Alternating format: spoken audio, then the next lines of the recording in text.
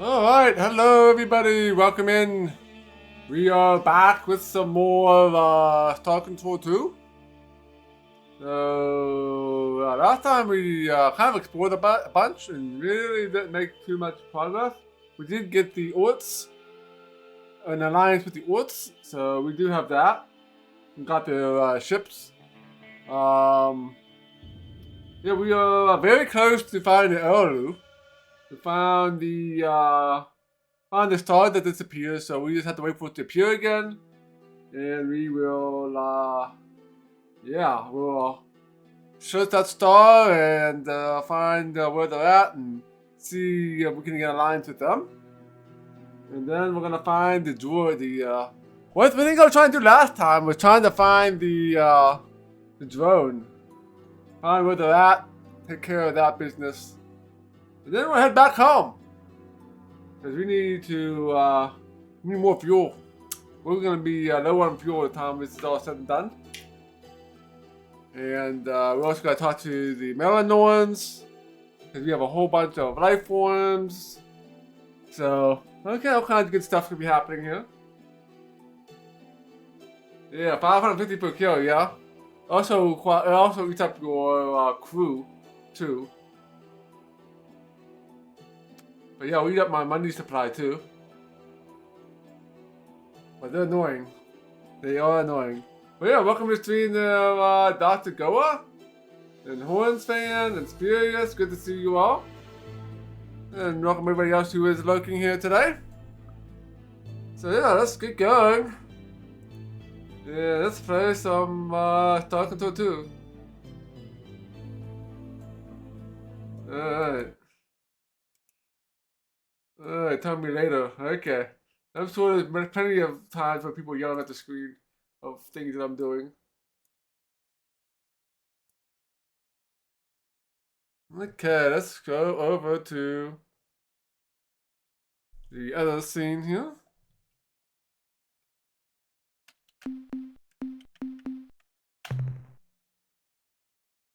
Oh, which one of these we want? We'll take this one, May 1st, 2021, 57. Yeah, we just got done exploring this system. So we still have like 20 days left, 19 days. And we'll explore something else here. Let's do another star system. And we already explored that.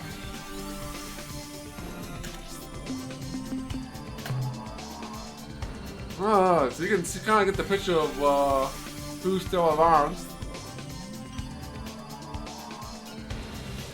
And we got the Alalu here.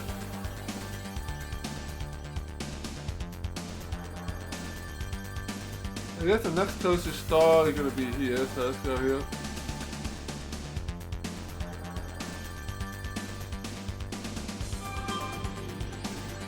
Hey Maslin, good to see you.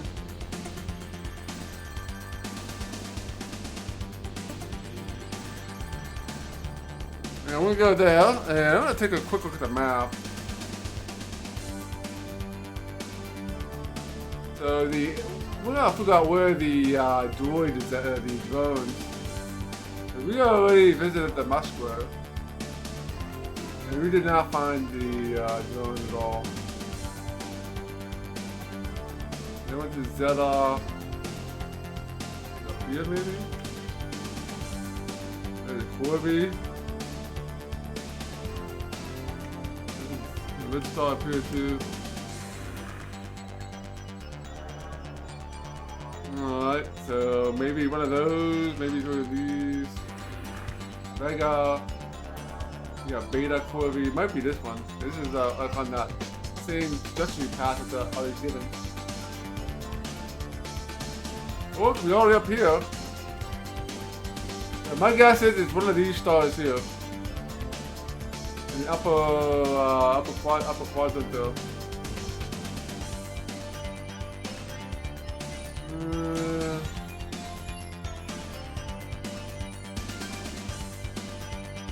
Pavonius, we've been there.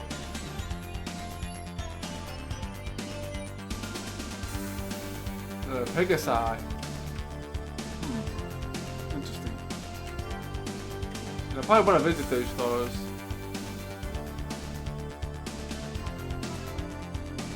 And yeah, I'm assuming that Melanor will be here.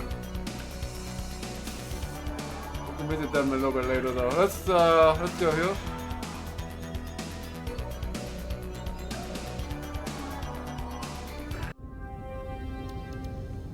Alright.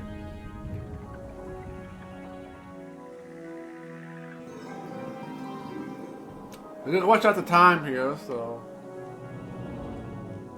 we don't have a lot of time, so we won't be able to visit all these planets.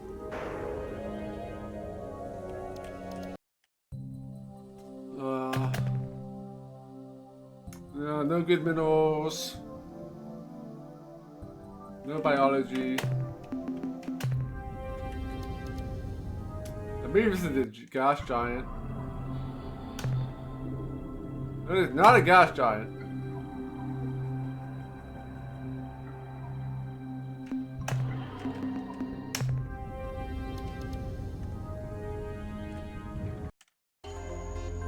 What do we got here? Bunch of garbage minerals.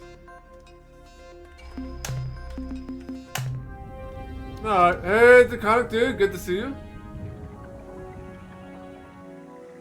Let's head to the water world. A lot of purple, a lot of moons here.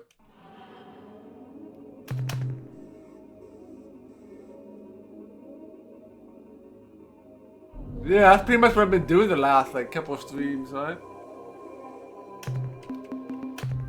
We should make some good progress today.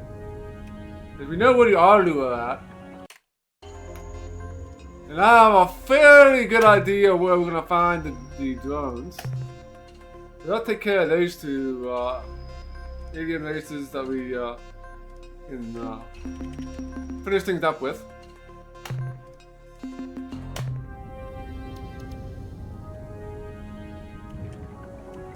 The Arlu? The one with the missing green dot that we've been looking for. Yeah, we're just waiting for the 20th so we can go find them. Or find their homeworld, I should say.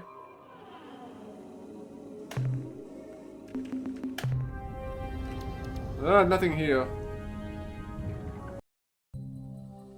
Yeah, 17th to the 20th.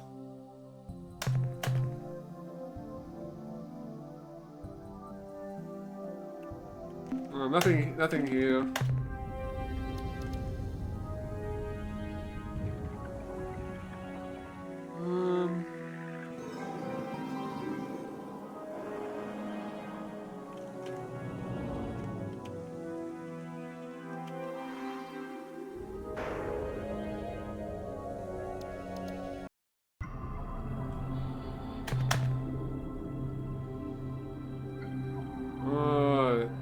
Oh, got life forms here.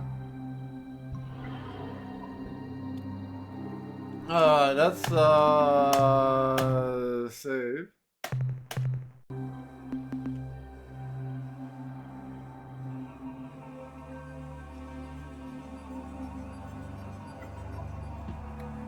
An energy reading. I don't remember any favorite energy reading.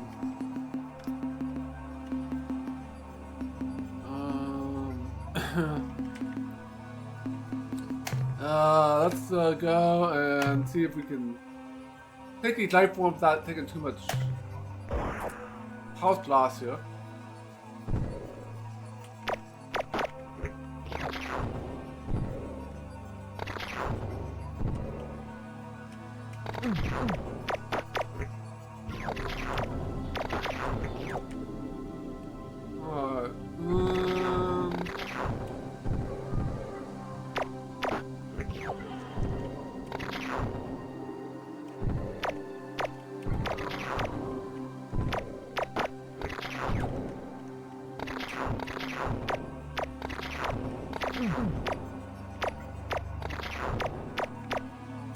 Oh, I can't get this guy.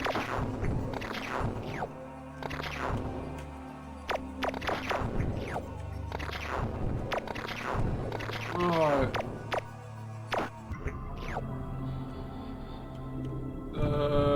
One more left. Grab this guy.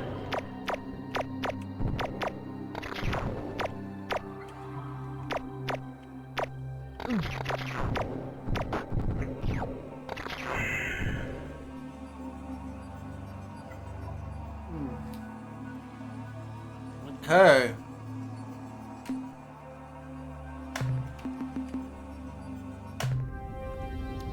Alright, so it's May 6th. They'll probably go wait until like May 10th. Or maybe 15th we'll be able to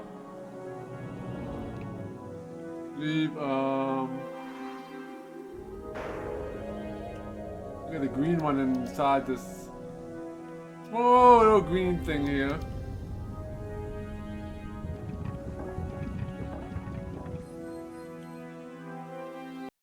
Yeah, time does fly in hyperspace.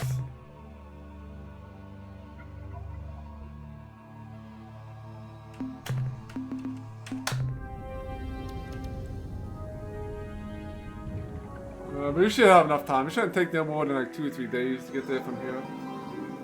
I'm not exactly sure where it's at from here.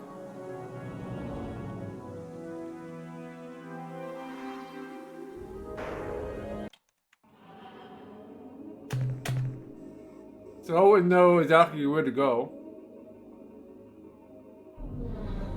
Other than up back to that last solar system that we were at.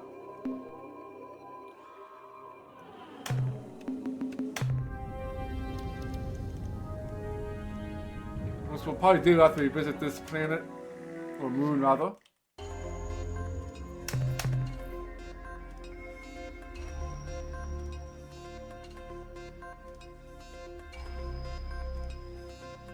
Yeah, we had the kind of last dream with them.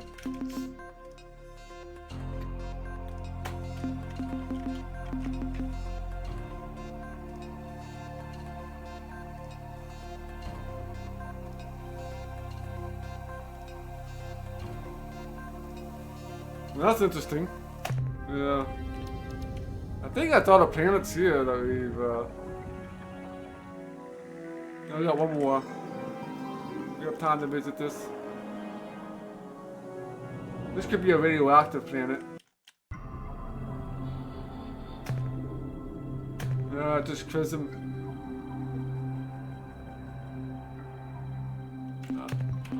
Alright, let's head back and wait for the star to appear. Got some life forms from that, so it wasn't a complete waste. There's an audio in here somewhere, so we're gonna go back here.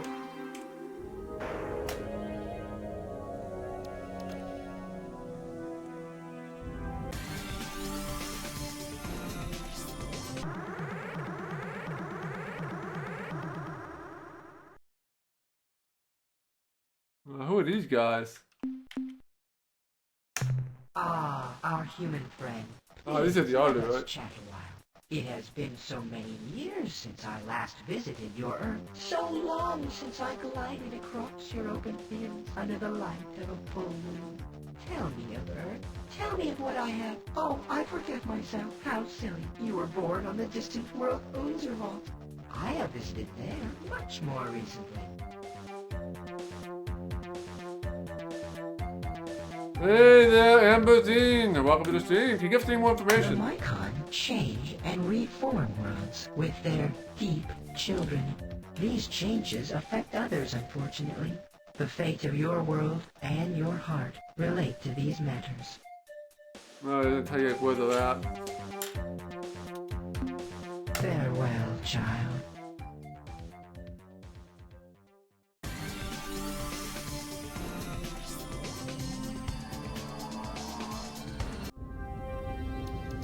Alright, so we still have like 7 more days left.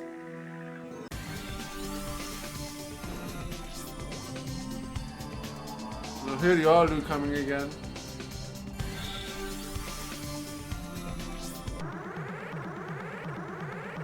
Maybe it's a Drone. No. Hello, my clever child. The carnate forces of Urquan and Korra are twined about the memory of pain. They respond to these words. Hold, what you are doing to us is wrong. Why do you do this thing?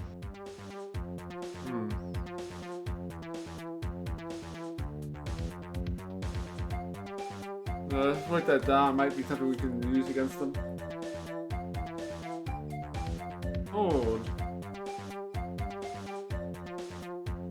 What are you doing? What you are doing to us?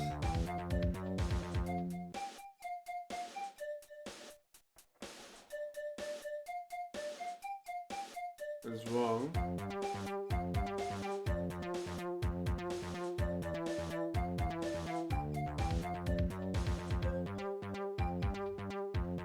Why do you do this thing?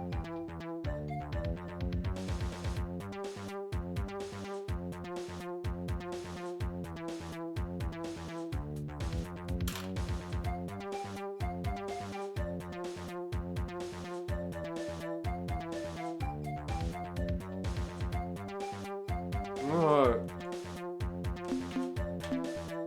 Farewell, child.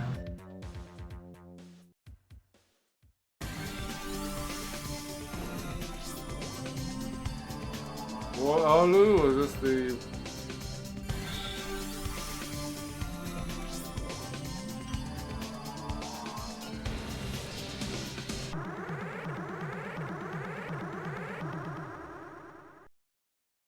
Alright, compose. Last night as you slept, I told the enemy of your enemy is your friend, at least for a time. Farewell, child. Hey there, Bambaki.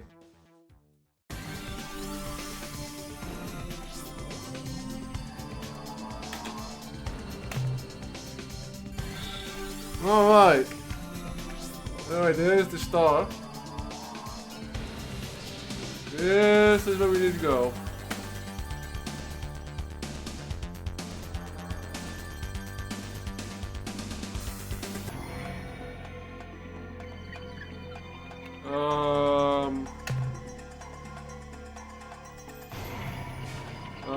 Where are we going? We are somewhere where we don't know where we are. I'm assuming you're gonna go to the big one here.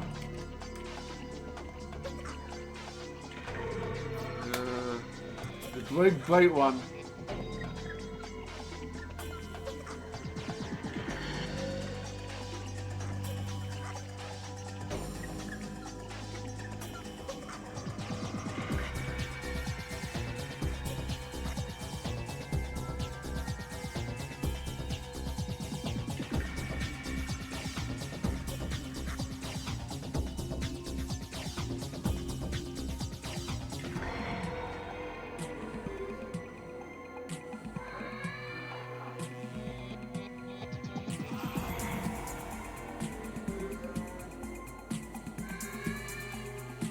Ha-ha! Our clever ward has found our nook in time. You are the first brave human. No others have made the trip. This is our home world, Falealarophyli, nestled safe in this true space eddy. The portal you pass through is a rarity, a natural point of interdimensional fatigue. We use these phenomena to speed our transit through the realities. We are wondering, have you met with the Ungar recently? We entrusted an injured talking pet into their care, and we were curious about its progress. We have not met the Unga yet. The Unga has a pet.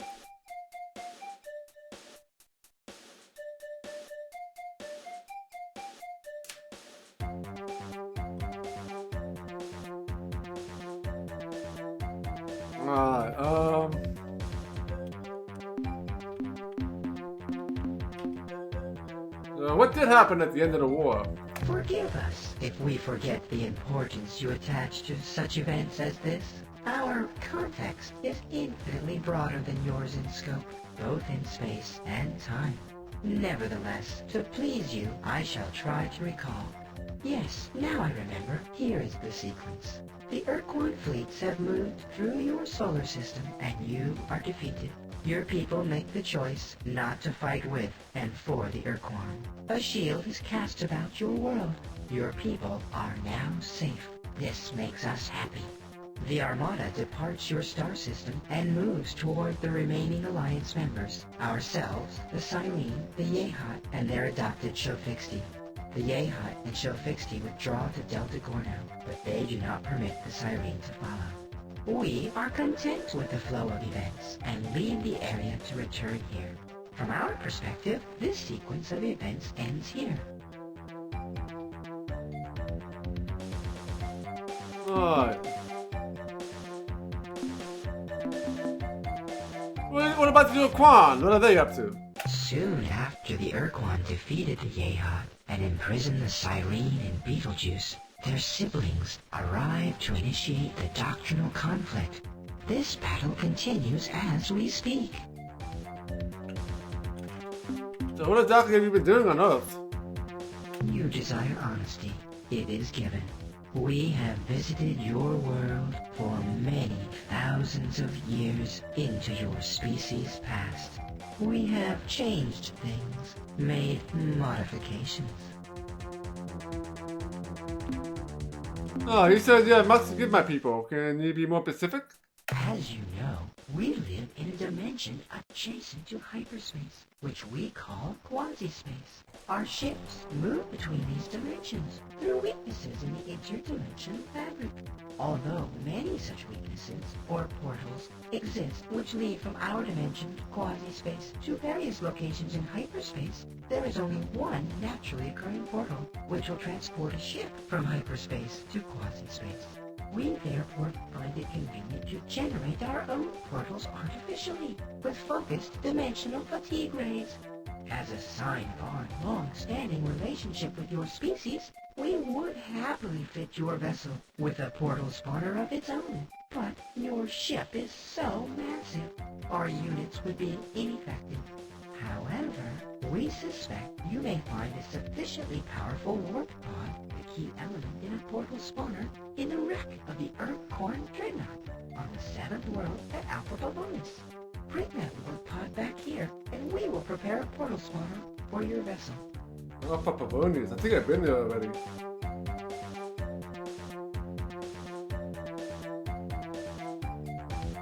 Yeah, Alpha Pavonis? That's right next to the Melon one that we visited a little while ago.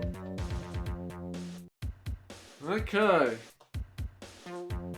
Now we gotta find this Dreadnought ship. Well, that's not too far off. You mentioned a talking pet. How did you find one? We are an endlessly curious species, and we spend much of our time on, how should I say, reconnaissance missions. During one such trip, we witnessed the crash landing of an Urquan Dreadnought on the surface of Alpha Pavonis 7.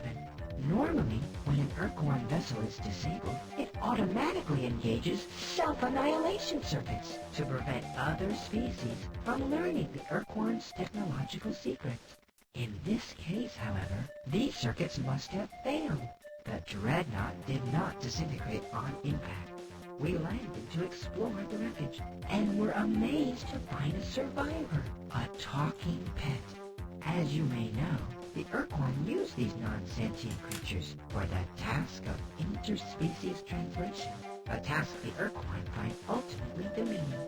The talking pet was severely injured, and we did what we could for the poor creature. But it grew clear that without superior measures, the talking pet would die. We turned to the Unga, whom we have known for many centuries. Their bioscience skills are far superior to our own. The Unga promised to do what they could and let us know how the pet fared. We have not heard from the Unga since. Perhaps, if you are traveling through their stars, you could ask them for us. Oh, I was asked about the talking pet.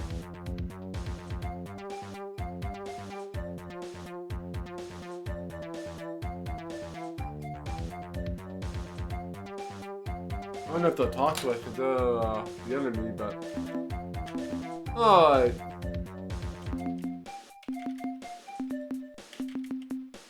Oh, goodbye, my old friends. Goodbye, clever child.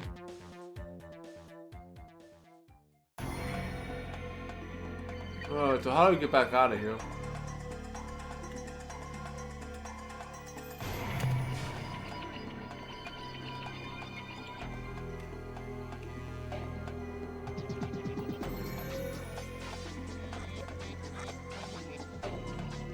I'm not sure which one of these we need to take. Let's make a save here.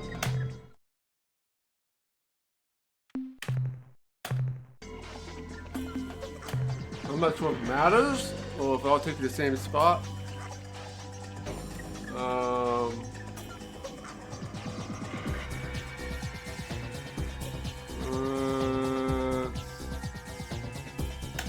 Take this one.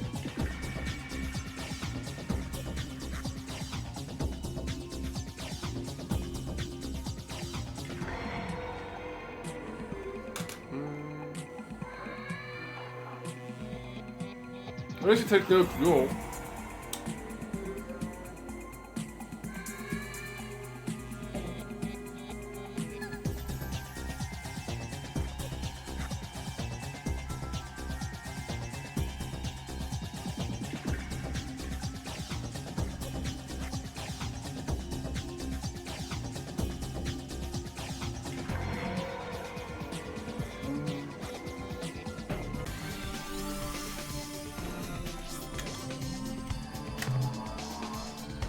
Oh, right in the middle of all that.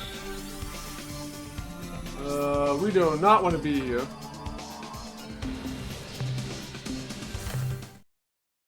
So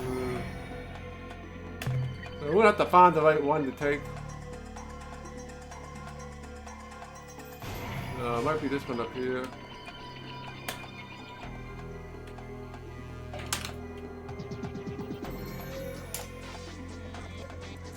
Each one of these little portals take us somewhere else.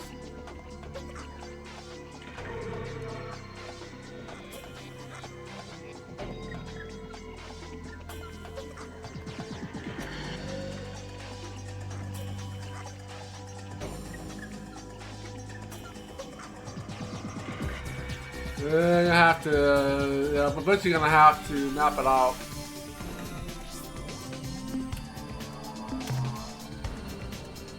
Oh, we are way up here, which is not necessarily a bad thing. Not necessarily a bad thing. We need to come here, up here anyway.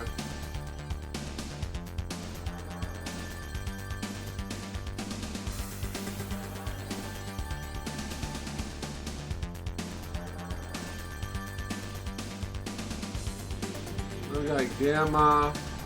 Oh, there's not many about Corview in here.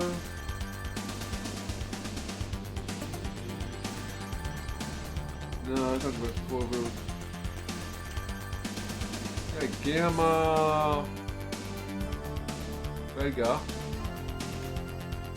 Beta. Because one of these stars up here is going to be the one we need for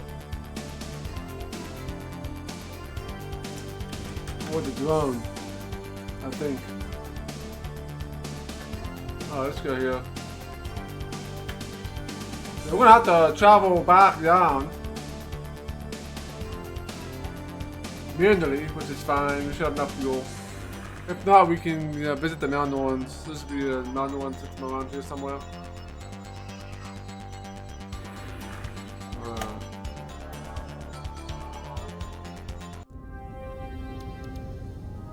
Yeah, might as well.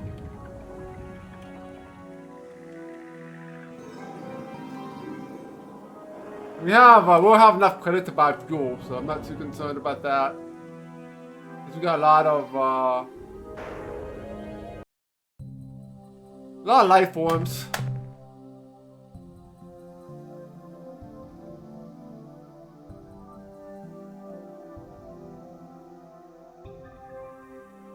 Sure, yeah, that'll save me some time. You guys don't want to watch me just visit each of the portals and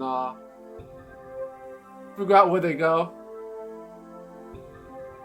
You can send me a link for that. That'll be fine.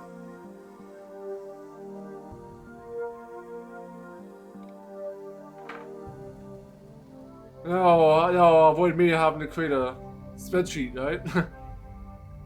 Of the location in quasi space into where it leads in normal space. Nothing here.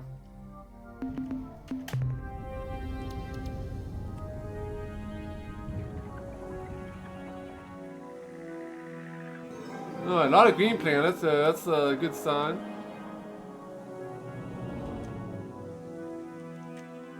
Not really fun. Not fun to watch, anyway.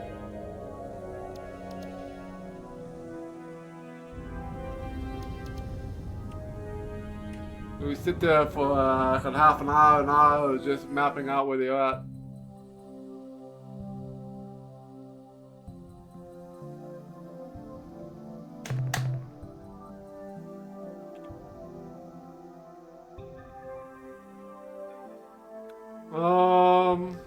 Yeah, nothing here.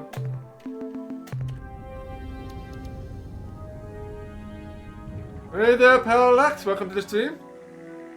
Excel World Cup. Really? That's interesting. Yeah, Excel is used for a lot of things. That is definitely interesting.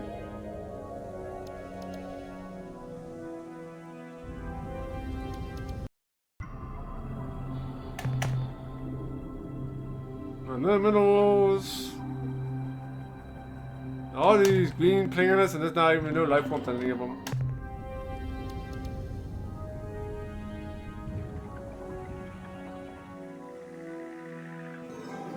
Let's get a chance for some gold here.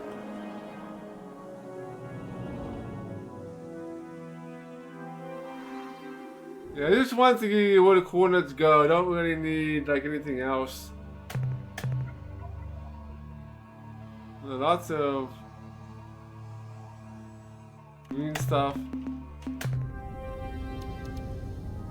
Really only taking gold and radioactive and purple. We are so far away from home, so I have to be picky about what I take.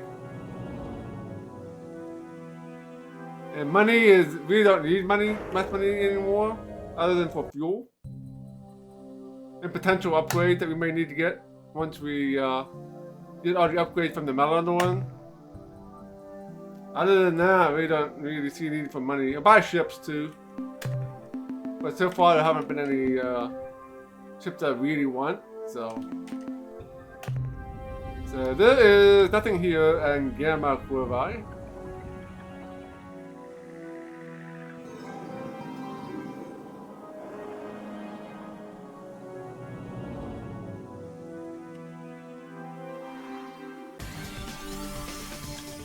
Alright. Zoom in here. Then we have Vega. Let's go to Vega. That's interesting. There's a Vega up here. That's also a name of a star system in Wing Commander too. Yeah.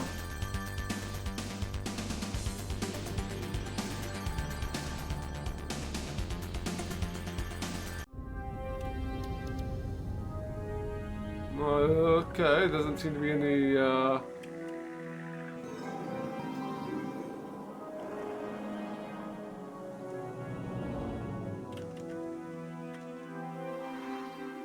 I guess that's not a actual planet.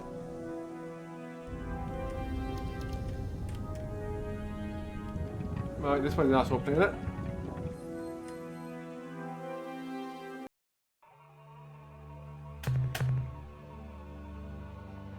Nothing good here. Hey, biology. We got the tectonics, which we have protection against. So, well, we should be able to do this. Whoops, wrong menu option. I wanted to save.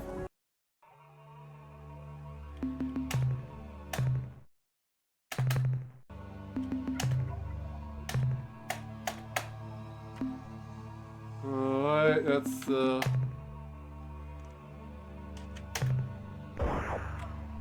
let's see.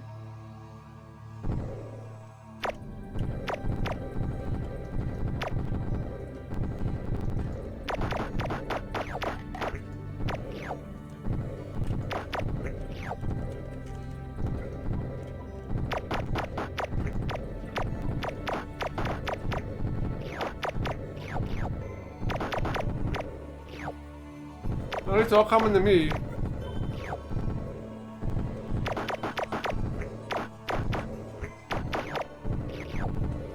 Oh, half full, so this is gonna be a pretty decent run here.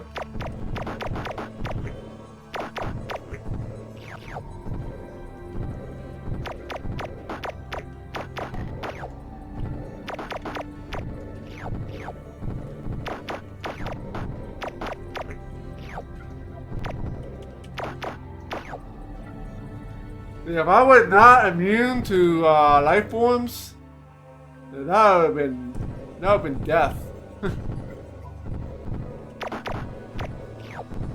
We are full. That's good.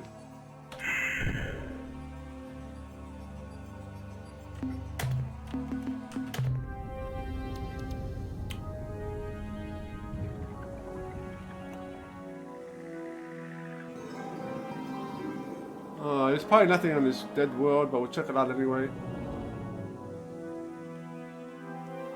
This is gonna be gas giant.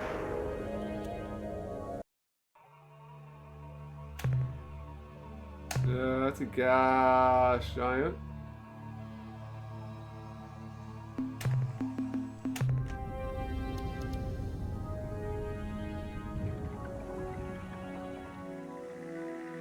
Okay, yeah, we've got a couple of stars that could potentially be radioactive.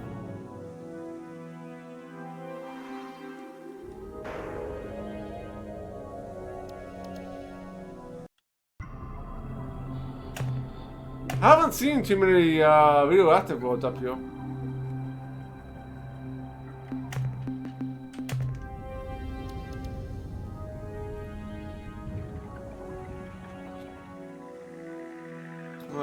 There's one up here too.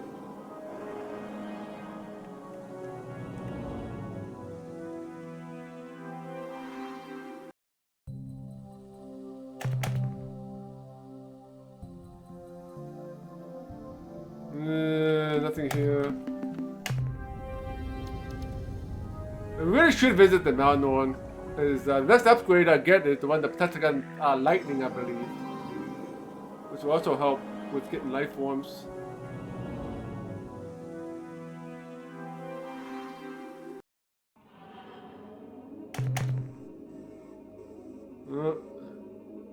See, tectonics.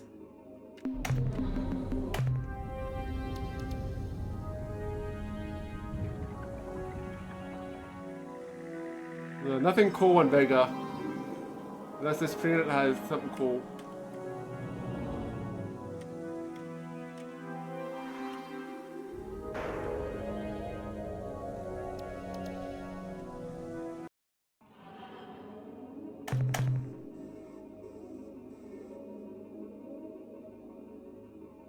Nope. Vega is a bust. We got some life forms.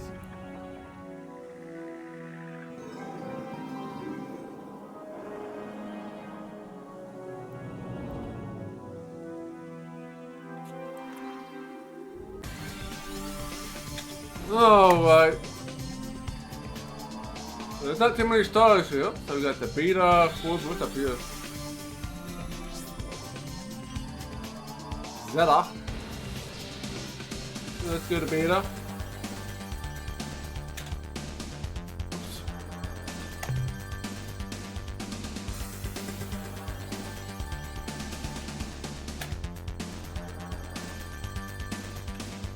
They find a planet of Barney, the purple dinosaur, right? Oh, another big system.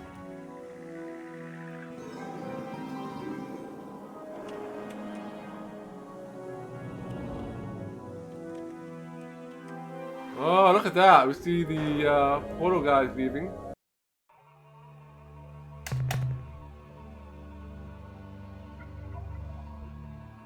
Life forms. I'll probably land here. Got class 8. Ooh. Just in case. Whoops, wrong button again.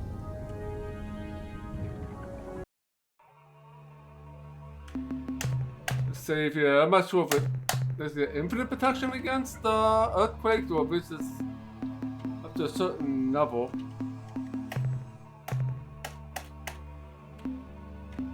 So we'll find out, I guess. This would be bad.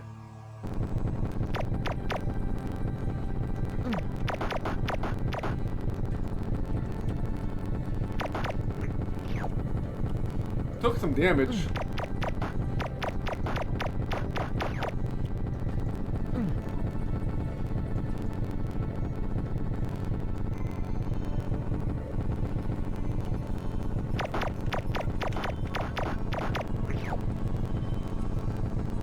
You can take only so much at once.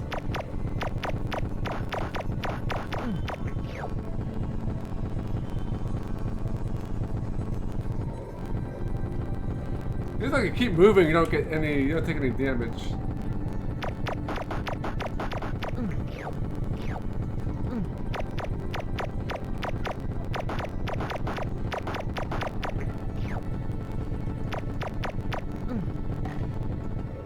About almost time for us to get out of here.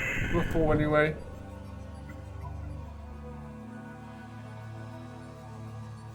Oh, that's good enough for that.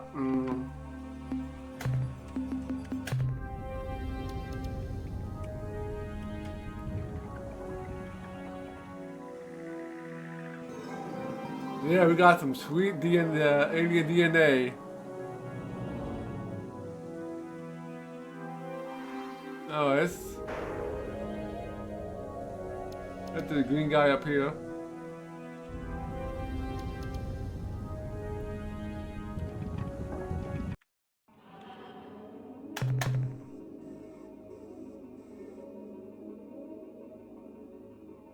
Nope, nothing here.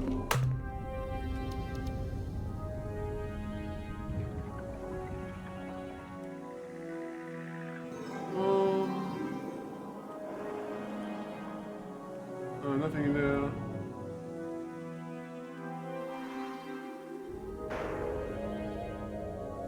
Hey, blue star here.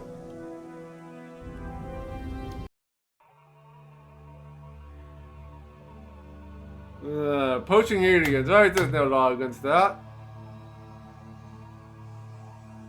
Ah, more aliens.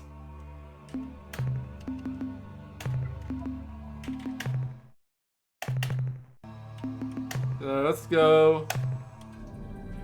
Are these aliens or are these minerals? I think they're aliens. Yeah, they're moving around, they're aliens. Oh, I've got these guys.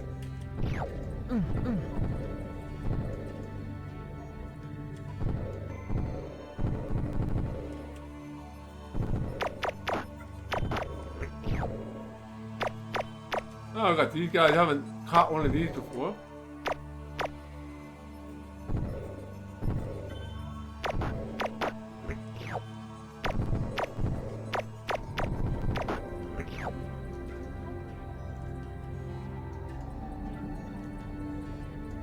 Not worth much.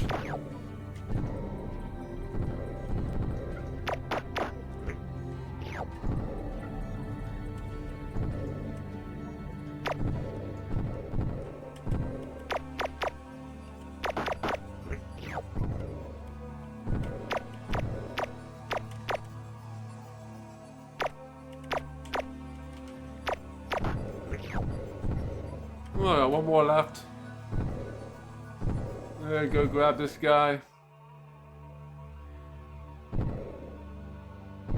Or maybe not. Oh, he comes. Okay. DNA cartoons from Jurassic Park. I remember those worms in Jurassic Park. But it's been a while since I've seen any of the movies.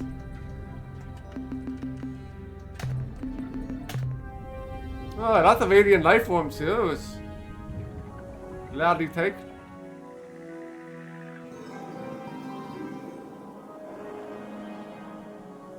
Oh, let's hit this green guy here.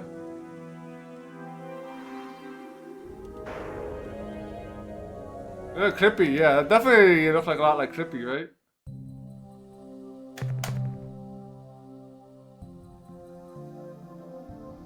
Oh, you got some more aliens. Lots of aliens here. Let's save. Because Class 3 weather can be nasty sometimes.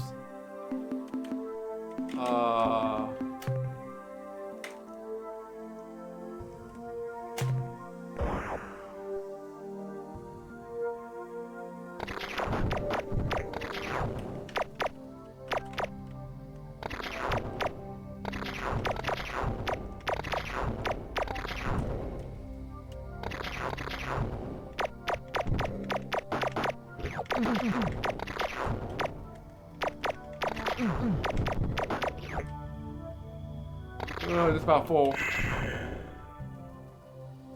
Well, that's good enough for this. Hey there, Jimmy Cleaver. Welcome to the stream. Skylanders. I don't think I've ever heard of them, of that series.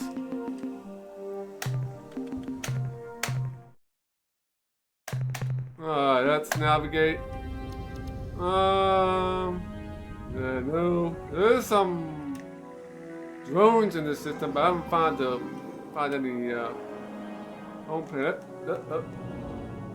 Might be the gas giant. Or this one.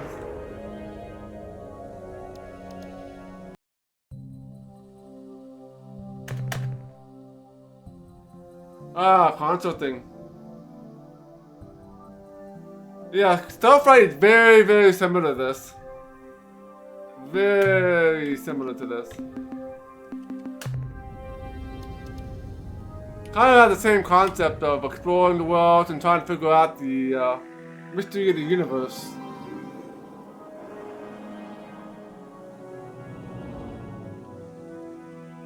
Oh, interesting.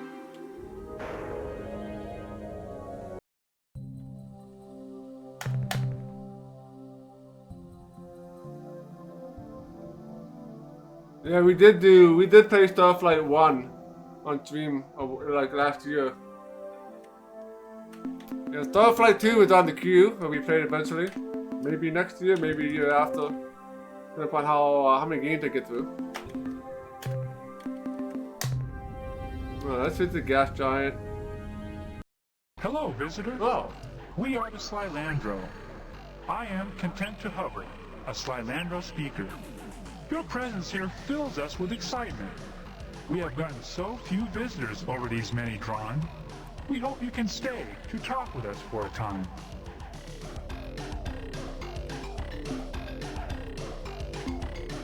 Oh, I'm Zell, the captain of Earth Starship Vindicator. What the heck are you? Oh, this is terribly exciting. We will be happy to tell you about ourselves if you will please do the same. You see, we Slylandro have been extremely interested in learning about the galaxy, but our physique makes us incapable of leaving our gas giant home. Therefore, we are totally reliant on our infrequent visitors to keep us informed about events outside this planetary system. And visitors usually only show up every few drawn. We hope that our newly deployed exploration probe fleet will not only gather information for us, but inform other races of our presence here as well.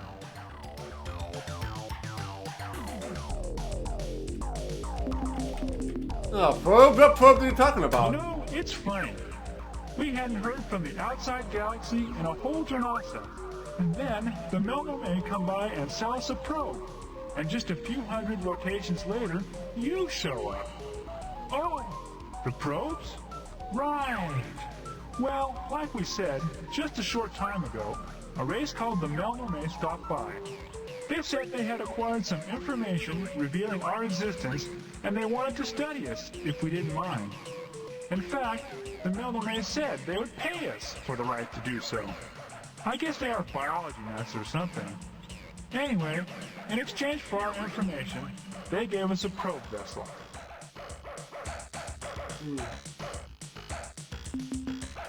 Oh, can you give us details about your probes? Sure, if you are interested. In exchange for information about the life on Source, the Melno may offer to give us a remote exploration probe. It would roam the galaxy gathering information and contacting alien races, and when it had filled its data storage units, it would return here and reveal to us everything it had learned.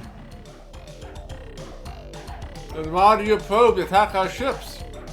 Our probes do not attack. They have only defensive capabilities. Offensive behavior is not part of the instructions we programmed into the probe. To do so would be reprehensible.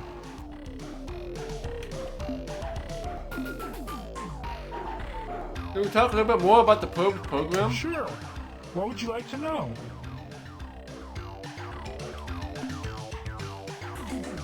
Would you explain the general outline of the probe's program? Sure. It was a difficult task for us, since we'd never done anything like that before. But for the most part, we just adjusted its standard program, which went something like scan for targets as defined in target list. If no current target, then select new target from the current targets list using specified priorities. If current position is at current target, then set current behavior to new behavior based on behavior priority settings. Perform current behavior. Okay, that's the basic program. I said it was simple, and here are the tables used by the program. Target list with associated target priority. Space vessel 5. Transmission source 4. Astronomical anomaly 3. Planet-bearing life signature 2. Raw replication materials 1. Yeah, that's Probe a problem right behaviors there. with assigned priorities. Communicate 5. Record data 4. Analyze data 3. Seek replication materials 999. Move to current target. Yeah, I see the problem. That's it. Oh, you mentioned the probe defensive capabilities. Elaborate. That behavior was hard-coded by the Milnorme. We couldn't mess with it. Essentially, the probe will only fire its weapons if it has been attacked and cannot communicate with the attacker. When it's defending itself, it uses a lightning weapon. No, the probe is armed with a battery of missiles.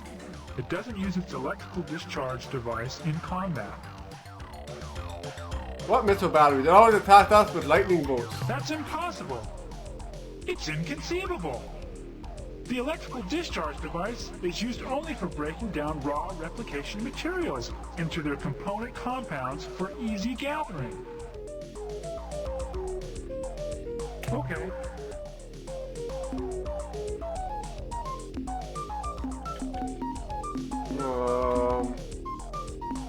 Okay. What else can we talk about? How long is the drawn? The drawn is our primary unit of time. It lasts for an interval equivalent to 4 million rotations of our planet. A drawn is subdivided into 2,000 dranasa. Now please, our turn. Will you tell us about yourselves?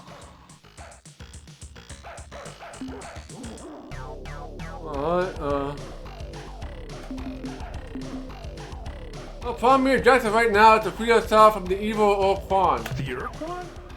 The long brownish guys from the milieu with all the eyes and arms? They used to come visit us regularly about 3 drawns ago. They told us about all the interesting things they found from their scouting missions. They were really nice. Why do you fight with them?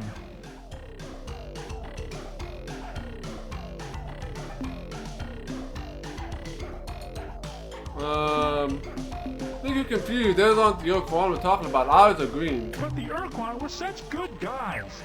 They had lots of interesting things to tell us about, and they never got impatient with our questions. Well, I guess a lot can happen to a species in 3 drawn, like turning green and evil. Oh, most of it come from a large rocky world called Earth. Yes, that seems to be the pattern. Just about everyone who comes by here says they developed on a world a lot like that. As far as we know, we're the only sentient species who's ever evolved in the atmosphere of a gas giant. Of course, from what we know, most travelers like yourselves don't have much interest in gas giants. So maybe there are others like us, Thylandro, out there somewhere. We travel the galaxy in starships seeking knowledge and contact with other settlements. That must be great, to leave your planet and roam the stars. You don't know how monotonous living on a gas giant for 3 or 4 Drawn can be. Clouds, clouds, clouds. Wind, lightning, clouds, clouds, clouds. That's it. We know a lot about clouds. If you've got any cloud questions, ask us. We have over 800 different symbolic references just to describe them.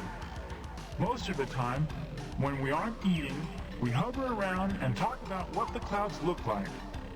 Of course, the only things we know about are clouds, food, and other slilandro. So generally, that's what we think the clouds look like. We are particularly interested in studying unusual planets and life form. Oh, then you should go check out a planet orbiting a blue star not too far from here. I think there is another blue star right next to it. We can't describe exactly where it is, but the people who told us about it, the hercxena I think, said that it was one of the rarest worlds in space, and that as far as they knew, there were only 10 of these planets in this part of the galaxy. Ooh, rainbow planet. The 2 blue stars close to another.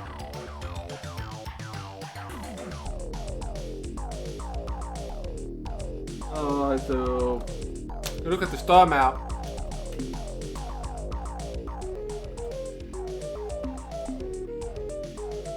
Okay, but please, can we talk about you some more later?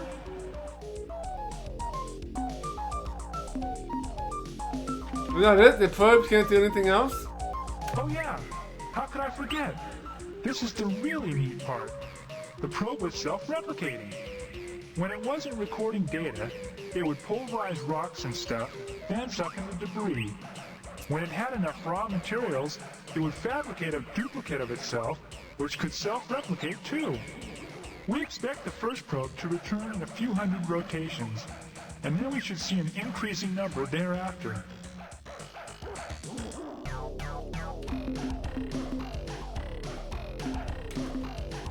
Okay, what else can we talk about?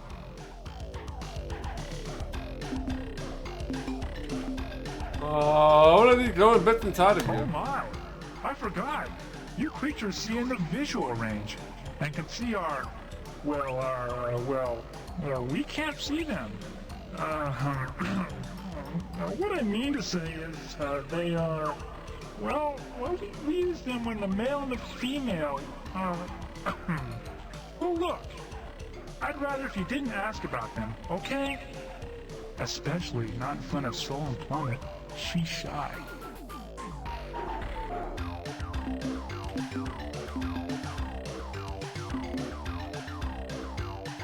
Tell me about the other races you visited over the years. Years? Oh, you mean Drawn. Well, let's see. There was the Melnomane just a few rotations back. Then we go all the way back over 3 Drawn ago to the hercxena and the other milieu guys. The Yuli and the Draw, I think.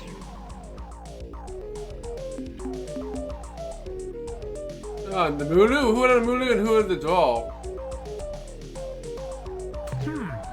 Let me remember. That was a long, long time ago. I was only a nymph then.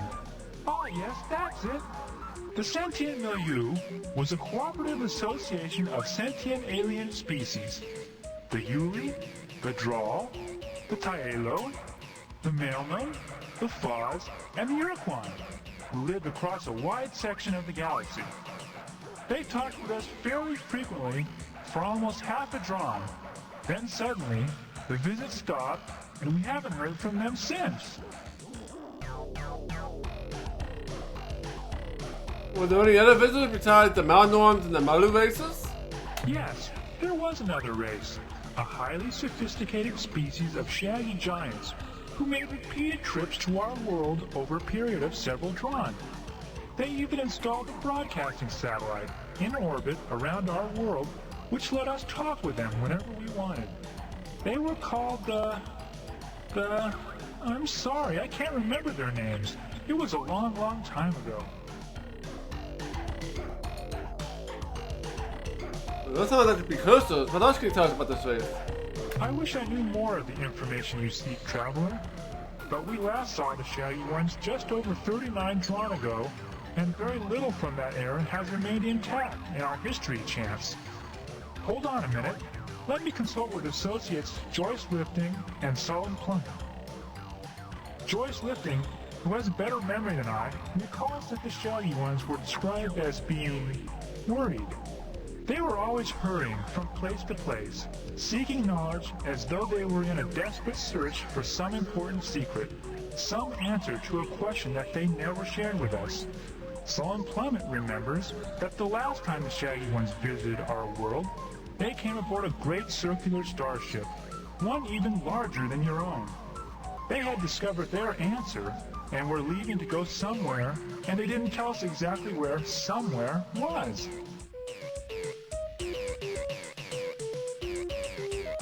Alright, Oh yeah, how could I forget? This is the really neat part. The probe was self-replicating. When it wasn't recording data... okay, I already got that. Sure, what would you like to know? Okay. From the Melnorme Traveler Traders. It was catalog item 2418. Remote self-replicating robot explorer probe. The economy model. Okay. We're not getting any progress on, Sure. What would you like to know? Okay.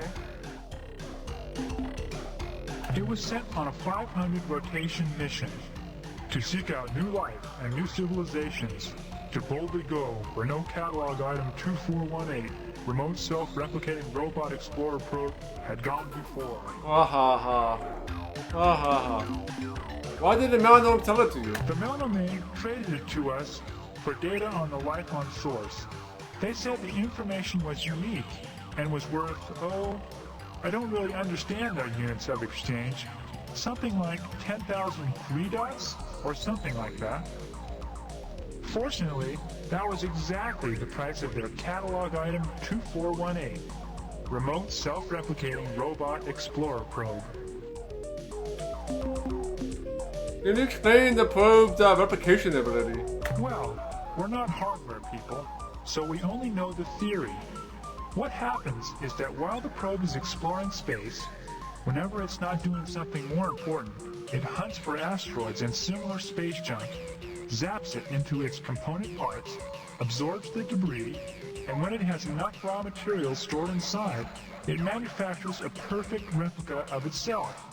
So even though we only bought one probe, by now there should be hundreds of probes, maybe even thousands.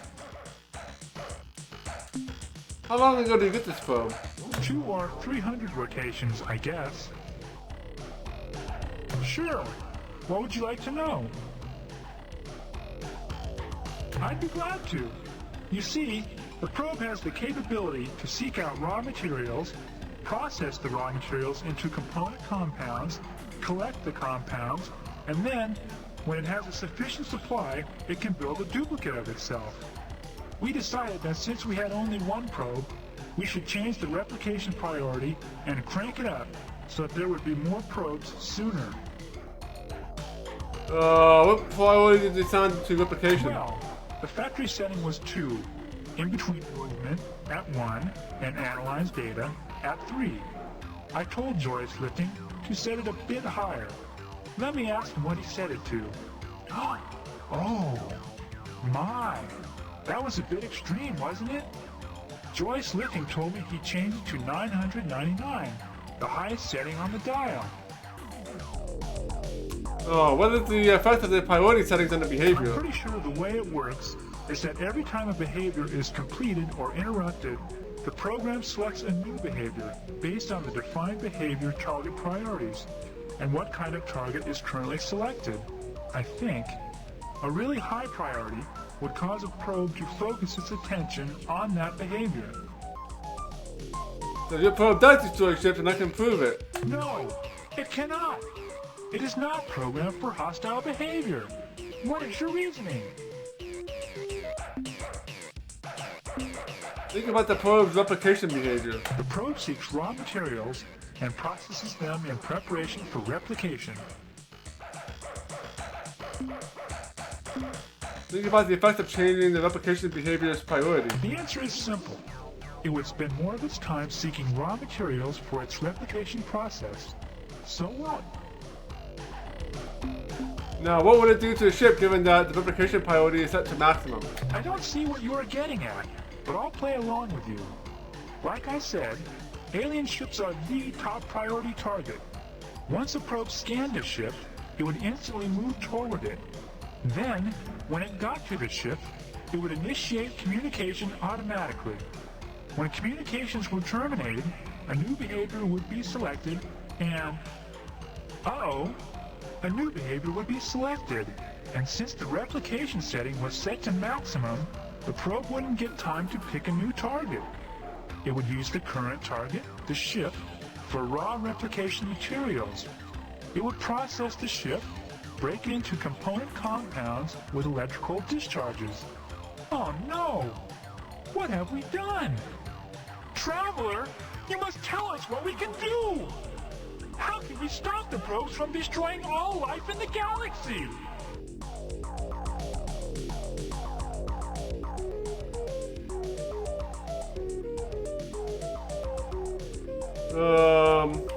Couldn't they broadcast some kind of recall signal? No, not catalog item 2418, remote self-replicating robot explorer probe.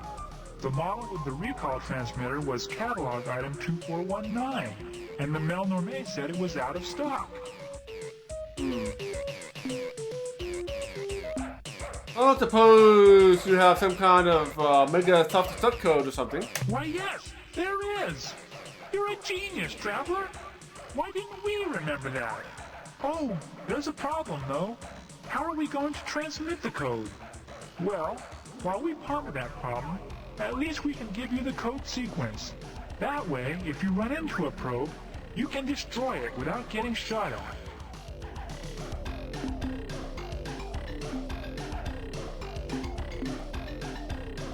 Pardon me, who exactly are you again? We are the Slylandroi, a race of kind, curious, gas-bag people. Sounds interesting. Tell us more. Certainly, provided you share with us similar information. What would you like to know?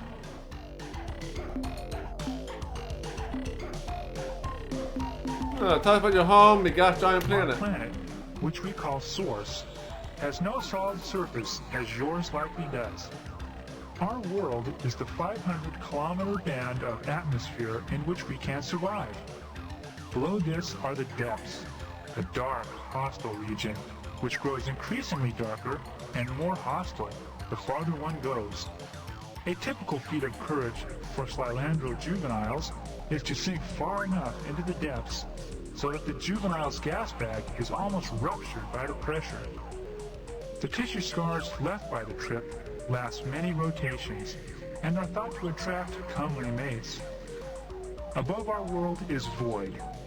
When we travel up too far into void, we grow giddy and behave inappropriately. Oh my. Oh my. We can tell about your We culture. have an egalitarian society here. All are equal. Of course, that doesn't stop some people from being stupid fools or jerks.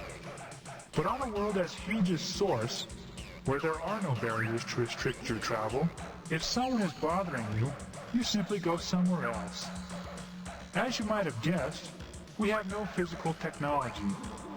In our long history, several of our people have tried to work with objects, constructing weapons and other tools from the carcasses of dead beasts.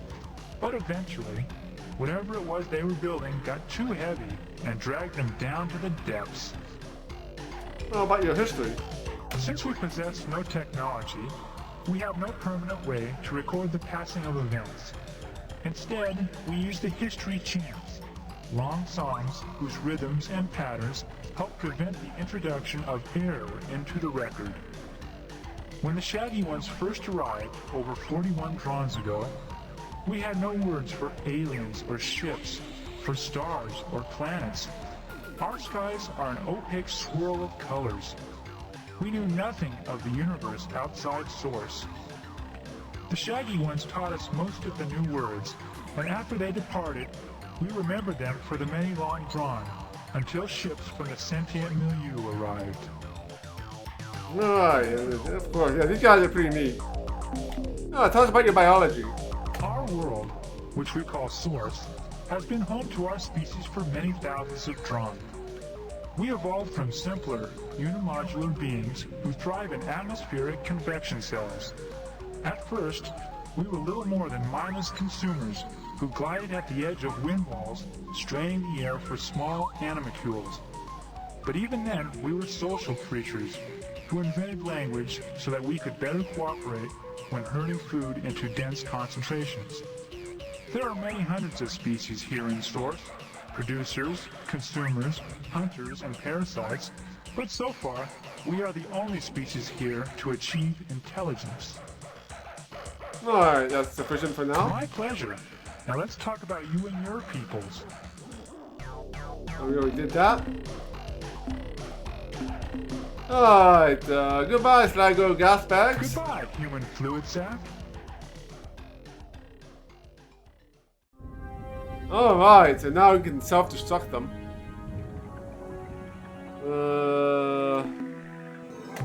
Let's save after all that dialogue.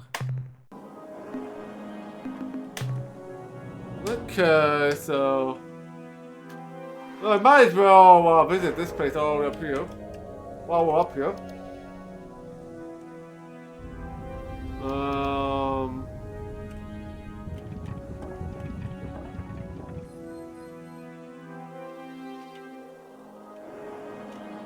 Maybe visit these stars too, not sure. How many I want to visit? We're gotta be careful of fuel here. Yeah, and the blue stars.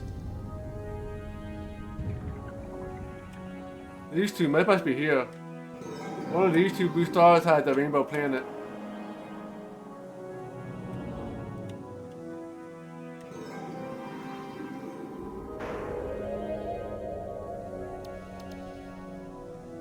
Alright, let's go up and visit the, go up here and visit this guy.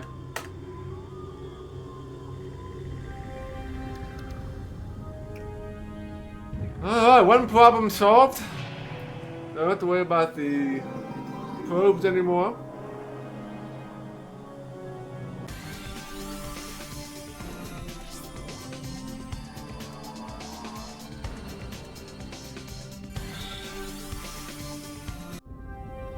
Oh, another big system.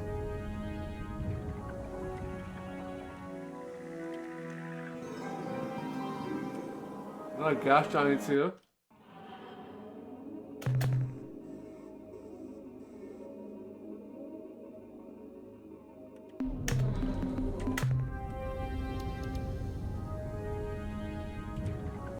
Now, this is the so far up. You think it'd be something special here?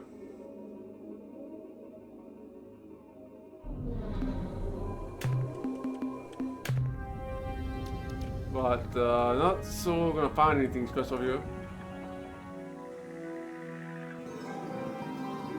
A bunch of gas giants though.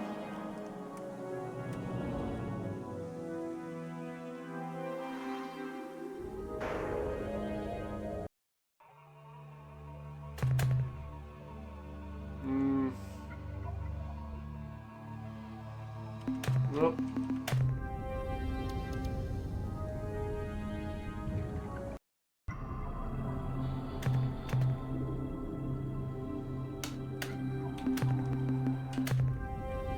Okay.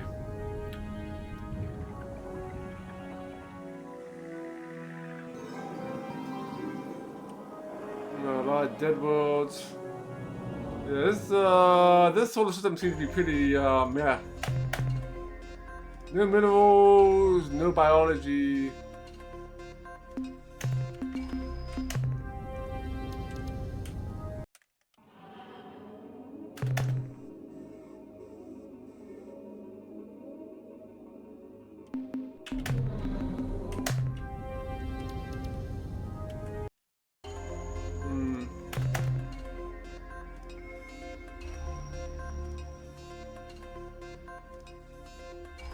Alright.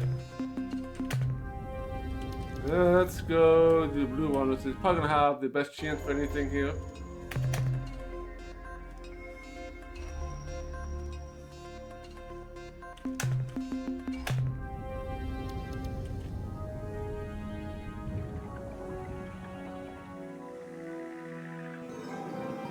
Hey there, Johnson. Yeah, we have a lot of life forms right now, so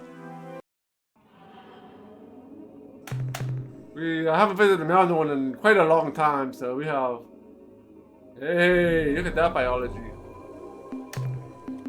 About the whoops, I'm going to do that. I want to save first.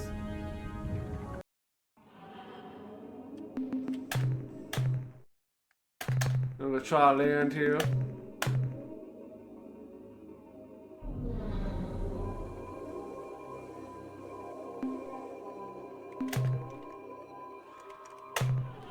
Let's see what we got here.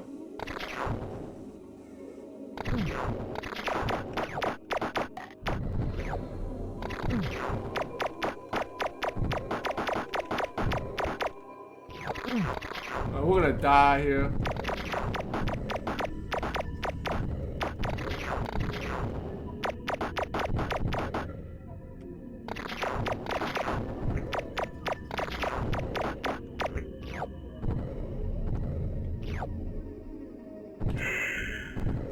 No, that's not too bad, I guess. We can do another run here.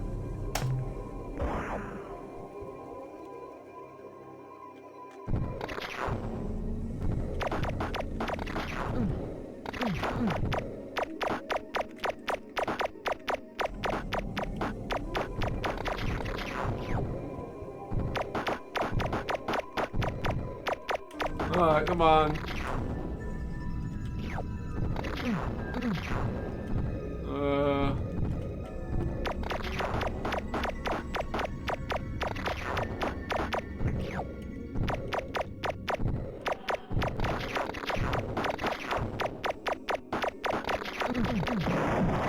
Oh, we just got burned to bits. Yeah, I need those weather shields indeed. Yeah, we'll skip that place. We got enough life form from other places. There's nothing really special there anyway, no new creatures.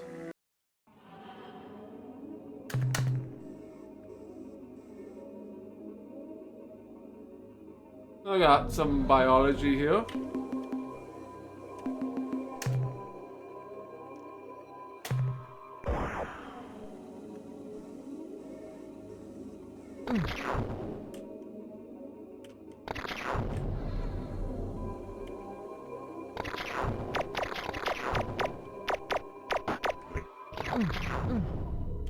This place is like not worth it.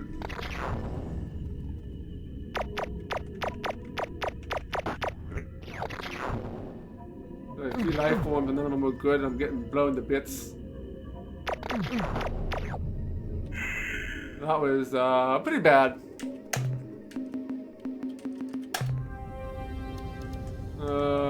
This purple guy.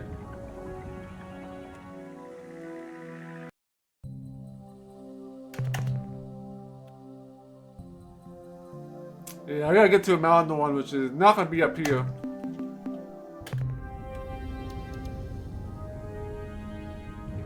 The mountain one are not gonna be up here. Oh, we can go to the blue one down here.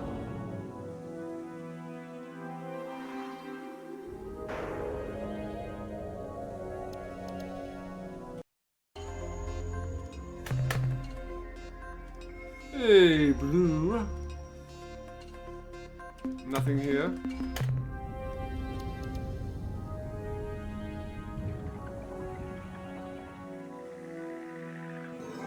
This is a dead gas giant.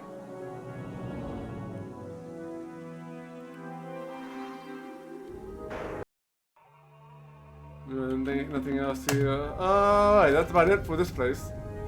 Got a bunch of biology, which are hard to get to because you don't have the weather shield.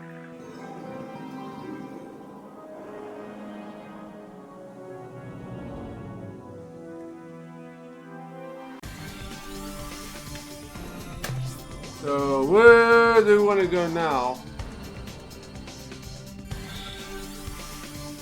Probably head. I think we should head south. Well, Mount Norn might be here.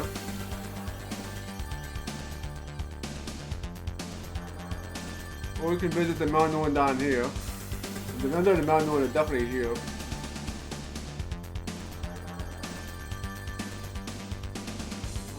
Where's the...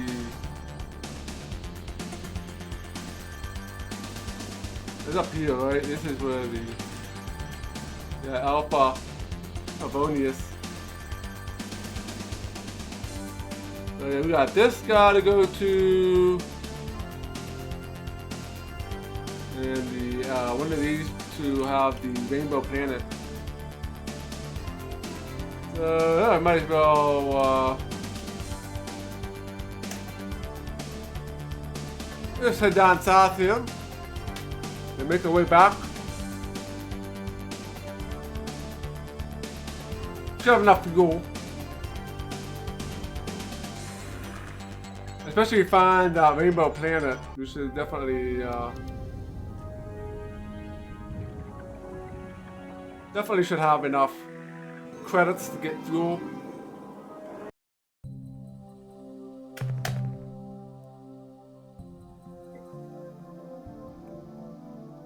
Nope. Yeah, once we have like a lot of credits and money, we don't have to explore planets anymore. Other than to find any artifact that we might need.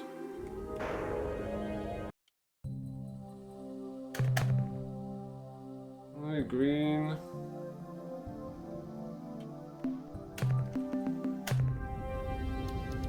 They haven't found a lot of gold up here. They did find a couple gold planets.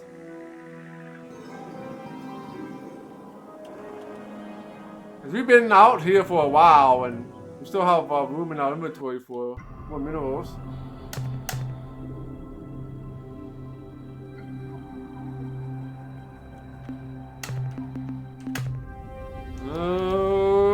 Nothing here.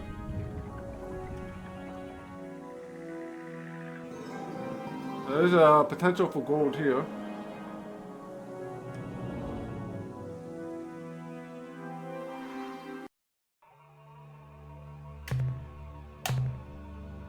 Nope, no gold.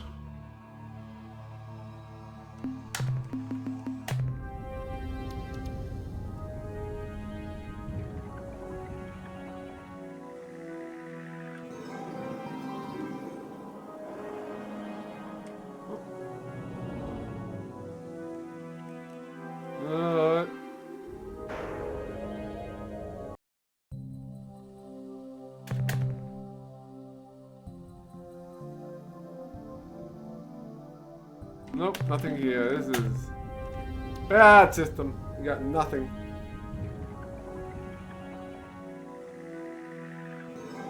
Alright, so let's keep on heading south.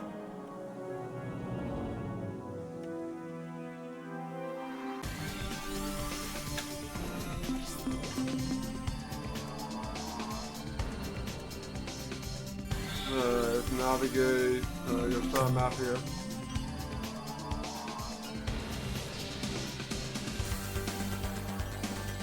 Yeah, Epsilon. Then we have the opportunity stars.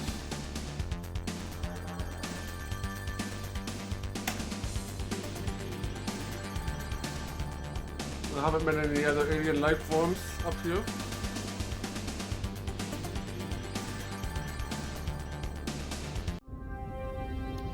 Oh, a lot of big systems over here.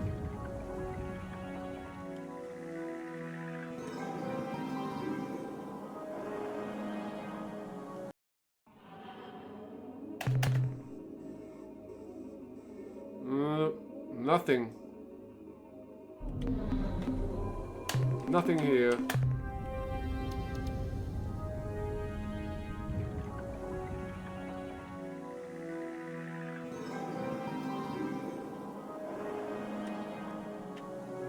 Well, Alright, purple gas giant with the purple moon.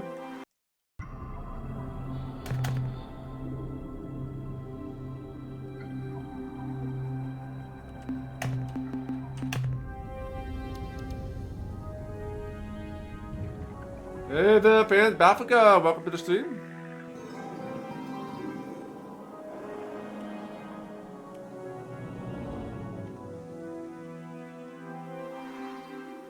Oh no, the purple people eaters. There's no life forms on the planet. There could be any life forms here. Class 3 and class 4. Nah, it's not good though. Only a few alien life forms that probably are the crappy ones, so.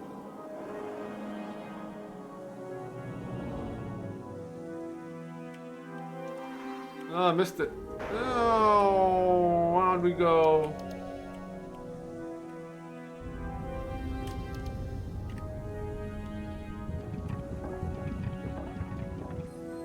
Oh, wow. There's a lot of moons.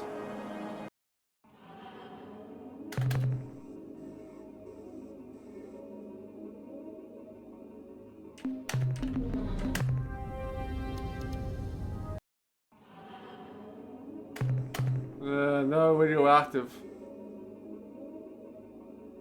Nice, a life one, but class 3 weather, so not gonna attempt it because we're running low in crew, so don't want to make any unnecessary risks. We'll risk it with this guy. Let's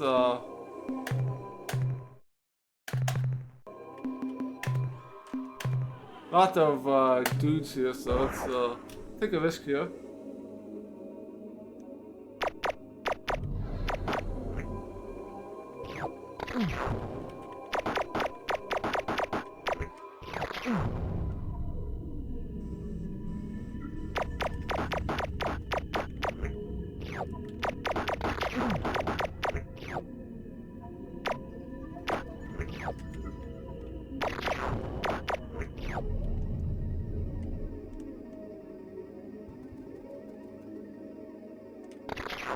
Miss me.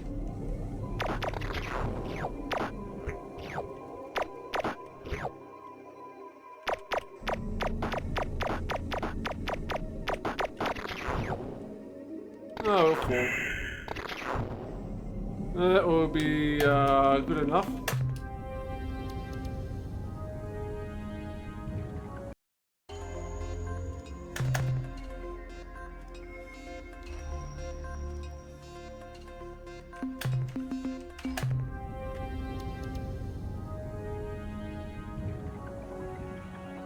Alright, is there any more?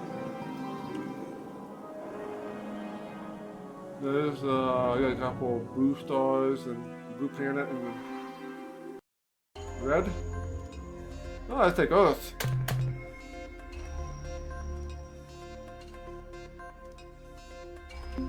Nothing good here though.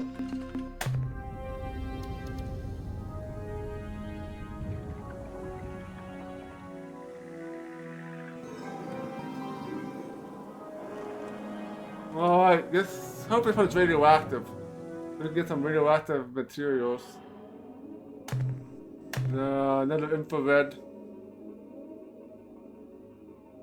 There's some life forms on here though. Class 2, we can do this.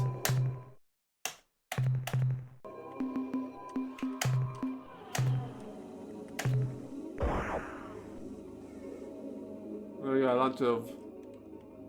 These guys are not worth much.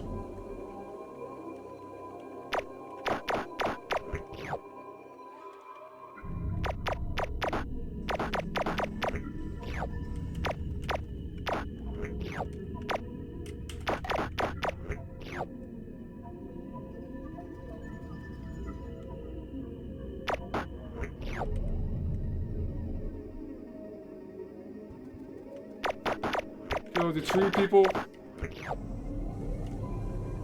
Oh, we got one more.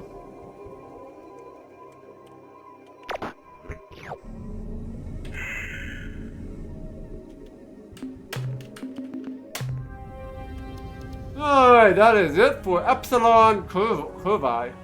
Or Corby. However I'm going to pronounce that. Alright, the green world might be good here.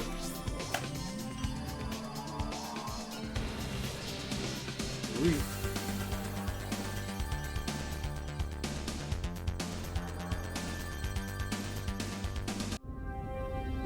Smaller world for once.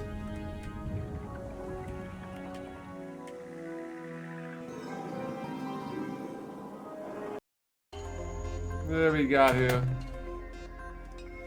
Finally we have a radioactive world. Let's go down here. Before we do that, how much cargo space do we have? Alright, let's drop this. And drop these. I got about half full right now.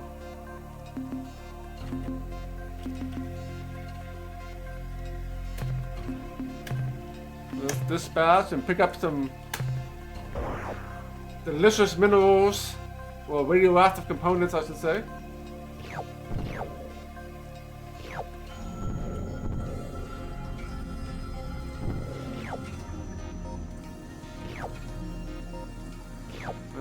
We will get money for this.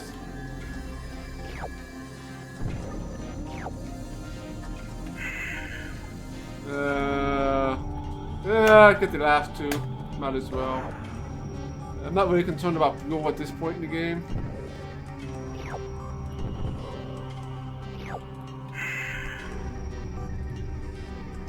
Since they're worth a lot, this is gonna be worth more than the fuel that I use. So,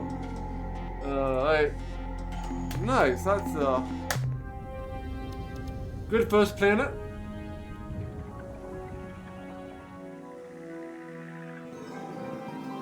Oh, you got a green guy here, and that's it, yeah.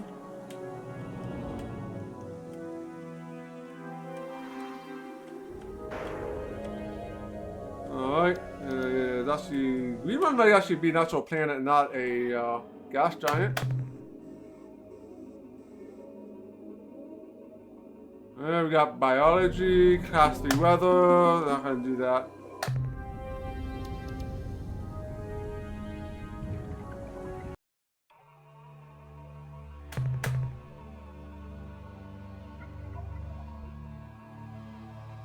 A couple of life forms, but nothing I'm gonna go after.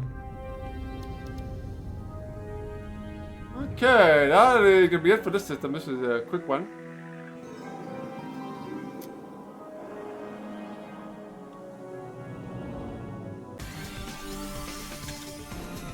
Okay. Slowly making our way down. Let's head to these three little guys.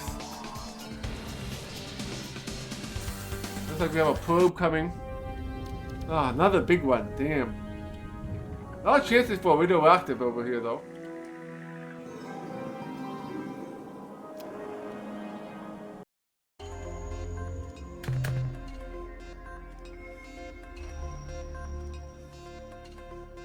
Well.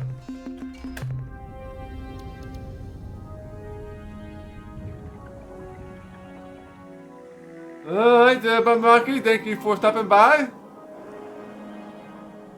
It's always good to see you.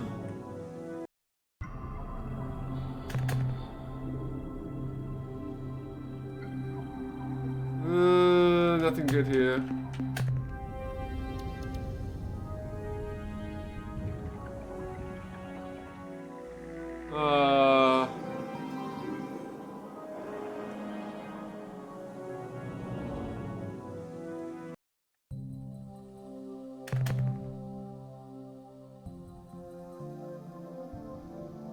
No, nothing here, boo. Yeah, let's go and we got a green guy over here.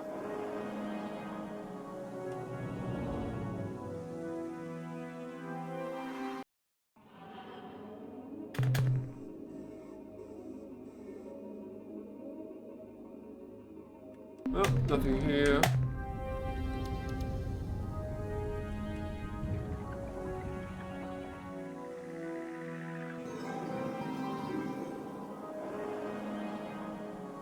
Oh. Come on, we land on this guy. There we go.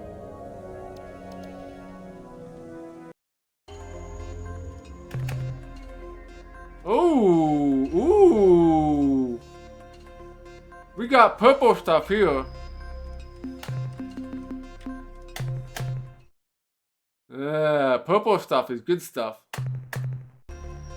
Alright, let's go and grab that. We don't see purple stuff very often. We're grabbing all the purple stuff here. Then I got the ruby planet.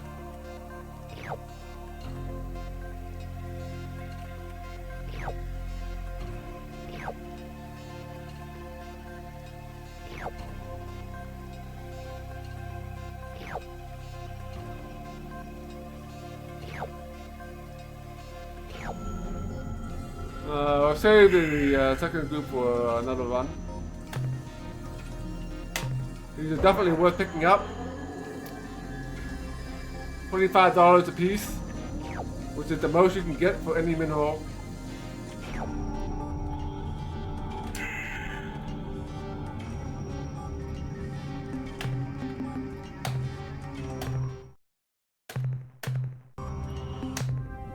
It always pays to search all the planets, eh? Alright, let's go. We'll get that gas giant too. We'll get this guy first.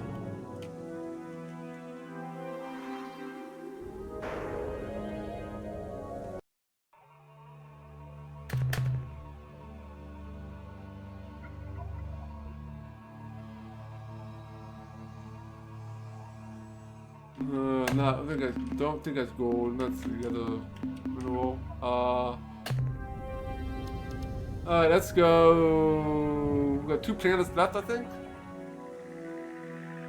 We got the gold one up here, and then we have the gas giant. Oh. There's a potential for a gold planet here.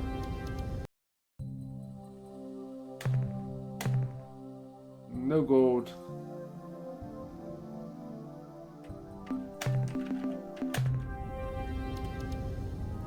We found a ruby planet. That's always good.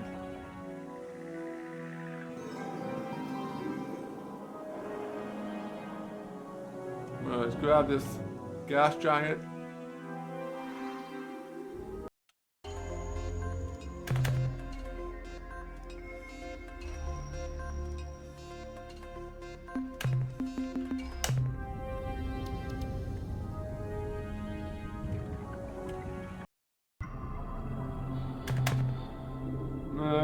Nothing good here. This is biology here, no biology.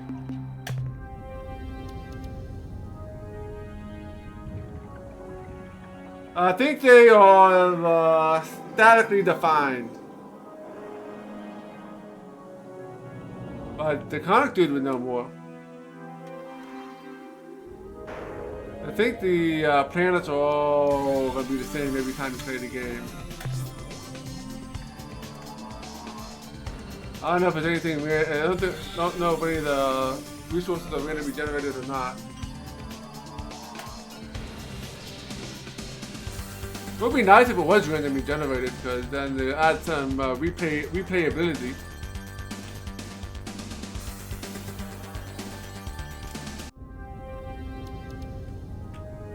Hey, we got the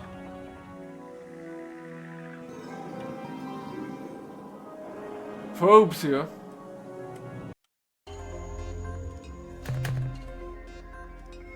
We should run into them and do a self-destruct.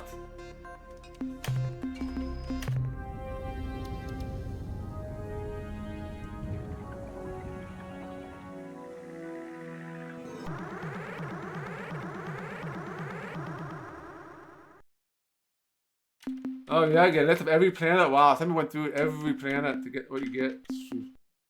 Let's try conversing with it. We wish to learn more about you. Please transmit data. Transmit the self-destruct sequence. Engaging self-destruction circuitry. I get money for it. Hey, that works. We got 550 OUs.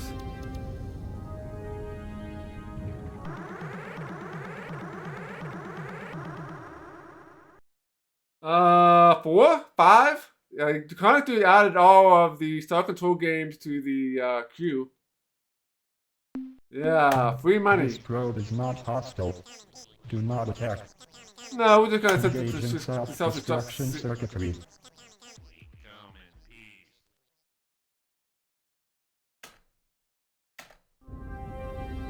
But I'm not sure how they all play.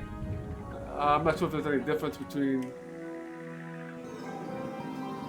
like 3, 4, and 5. Everybody says that this game is the best game in the series.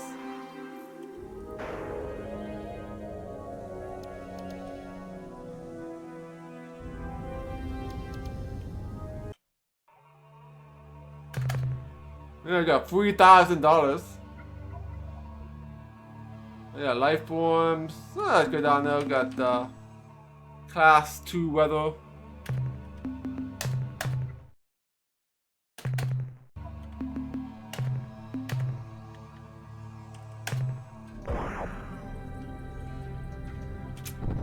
Yeah, definitely nice. The earthquakes are kind of nasty down here, though.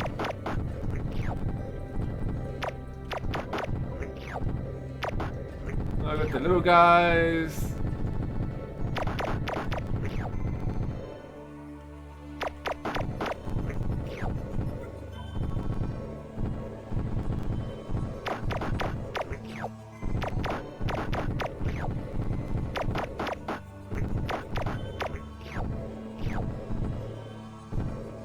Oh, we are not full yet.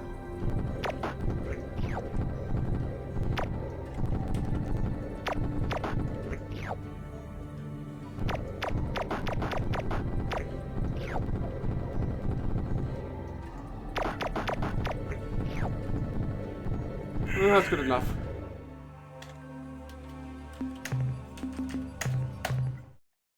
You should get a lot of credits for all these life forms you have, plus the rainbow planet we're going to find very shortly here. I don't think, is this a gas giant? No, it is not a gas giant.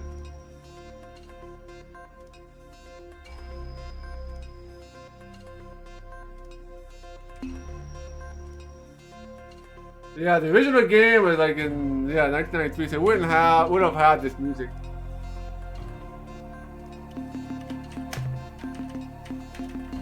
This is because this version of the game that we're playing is based on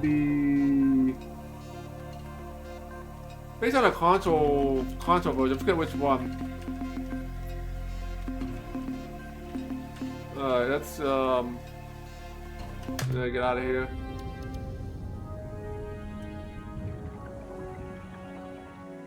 Yeah, 3DO, yeah, that's the one I was thinking about, yeah. This is based on the 3DO version.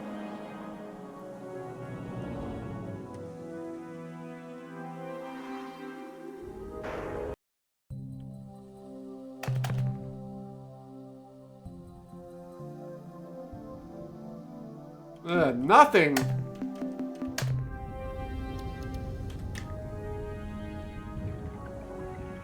Yeah. Yeah, the original music was still good. Yeah, from what I've heard of it when I set this up, yeah, the original music still sounded pretty decent. Alright, this is the last planet. Check out these couple moons.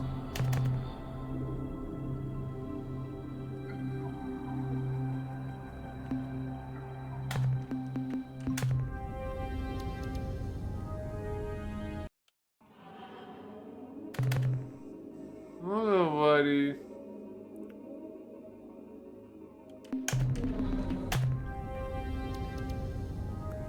Sweet. Alright, time to get out of this joint.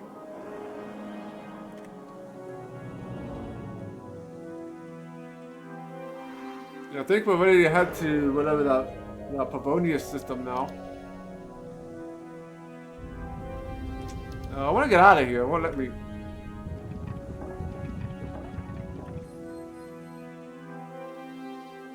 I don't know, get out of this.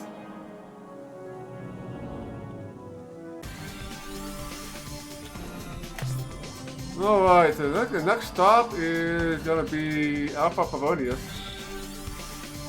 where we have to pick up some device. I think it's at the 7th planet. We'll go back. We were here already, so we're just coming here for the mission objective.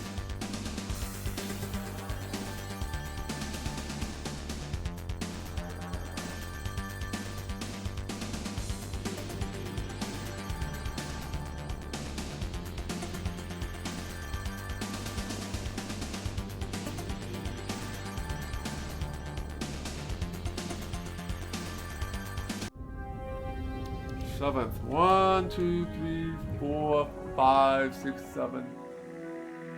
It's a blue planet. I think it could be this guy.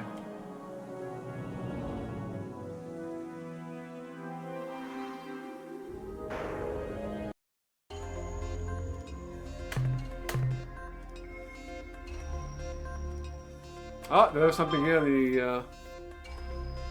Something in the... It's on here. This white thing here, I think.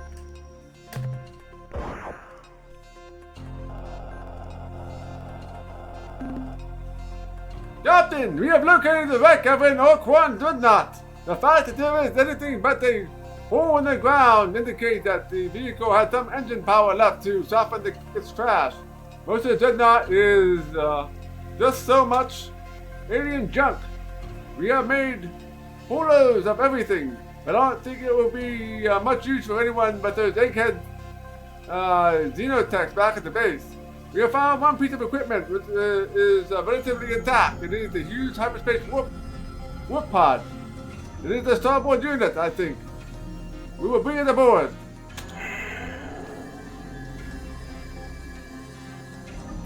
Nice, we got it. It'll show up as a device, the warp pod.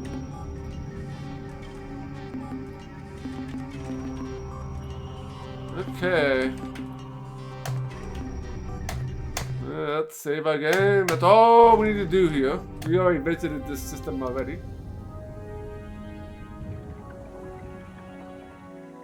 Yes.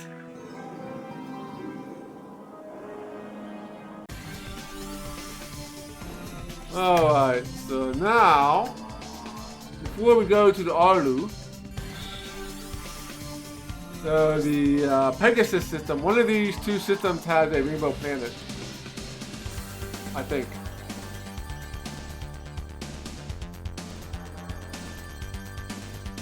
So we're gonna go and visit these.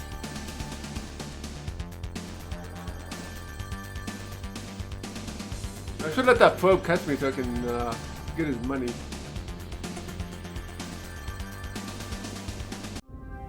Oh wow, so many planets.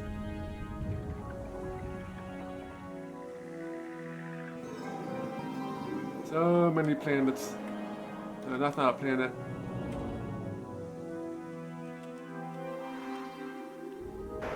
Oh wow, this has got a bunch of moons. So this is definitely not gonna be the rainbow planet.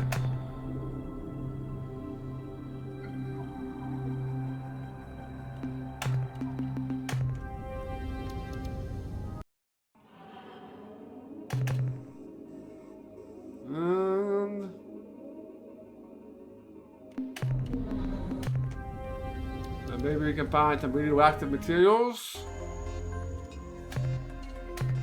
Oh yeah. Oh yeah. Class 1 tectonics, only class 1 tectonics. Yeah, this is good. Yeah, let's pick up some more radioactive junk. We're gonna be rich in credits and in money after this run.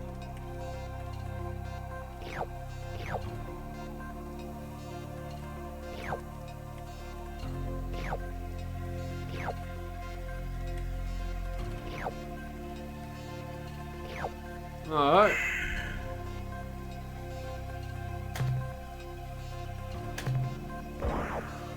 Yeah, I have a big payoff here. And the other good thing is we all have the we also search most of the star systems up here too.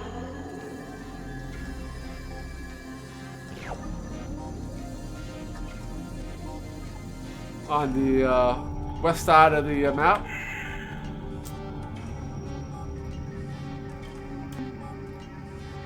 Okay. Hit this blue guy up here, and then that'll be it for this section.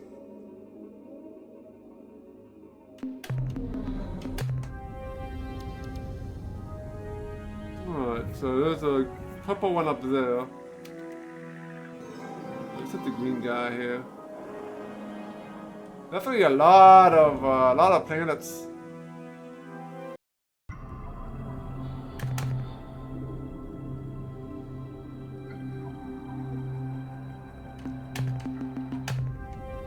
Okay, I gotta make sure I hit them all. You don't want to miss the rainbow planet.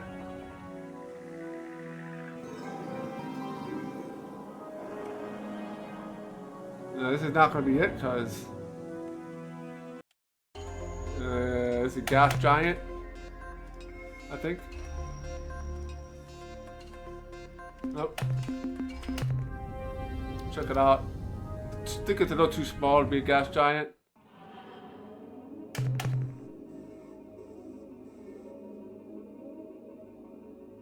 We got life forms. Let's just check this place out. How much fuel? I got 191. You got plenty of fuel.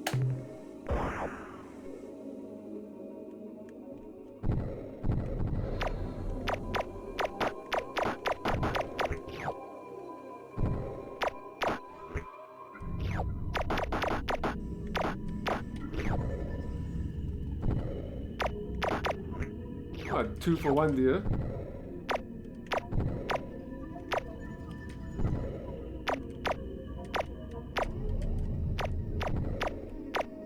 Gimme! There you go.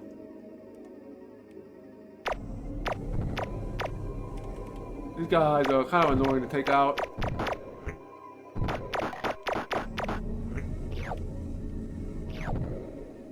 Almost half full.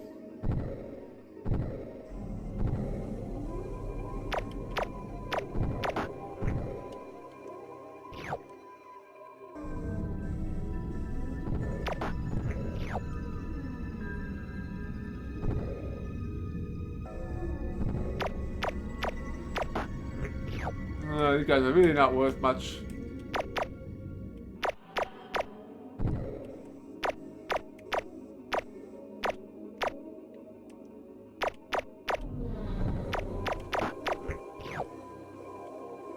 Screw that other guy. It's not worth my time. Oh, yeah, it's done.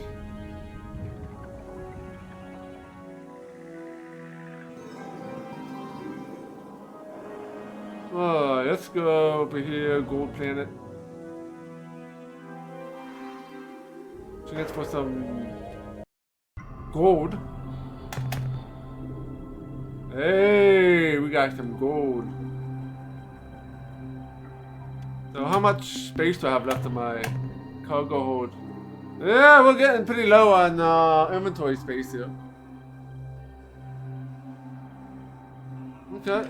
Let's go down, pick us up. This might be the last one we can do until we're full.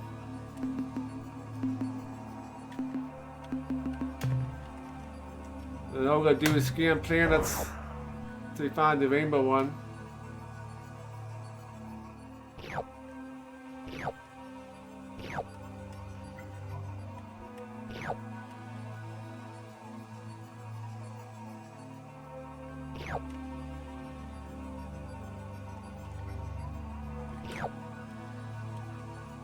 Let's grab a smaller one.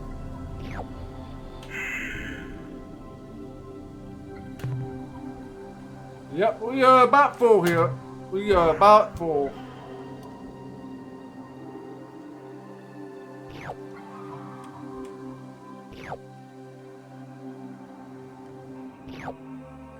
Well, that's about it.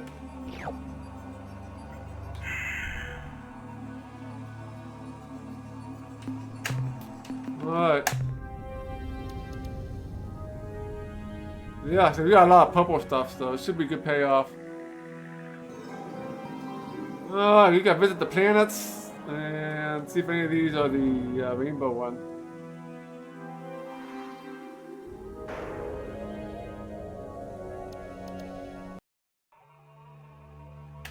I have no idea how I know if it's a rainbow planet. No, it doesn't look like it's it. I was expecting it to be something a little bit different than other planets.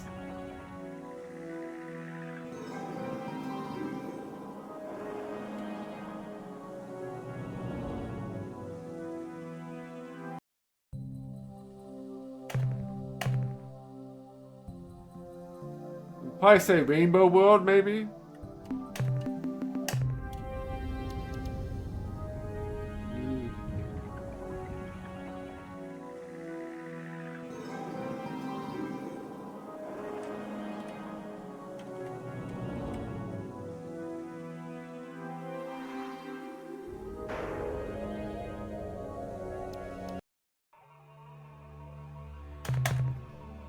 Oh, green stuff.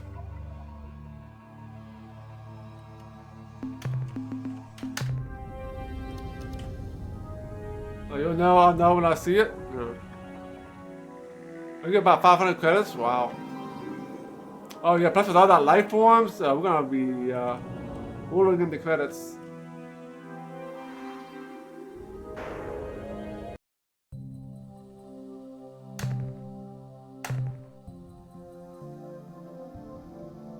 It doesn't look like this is it.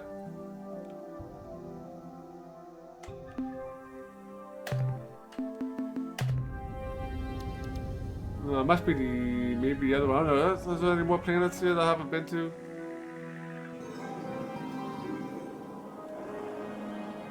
No.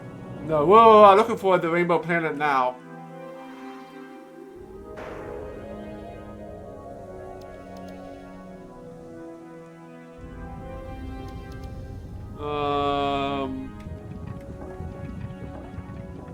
As far as I know, I didn't. There's no other. There has to be this purple one over here. That purple one's not it. Alright, so let's go to the next one. There we got another. Alright. We come in peace. Engage in self-destruction circuitry. Alright, $550. Alright, must be the one down south. That was not it. We did find some other good stuff though.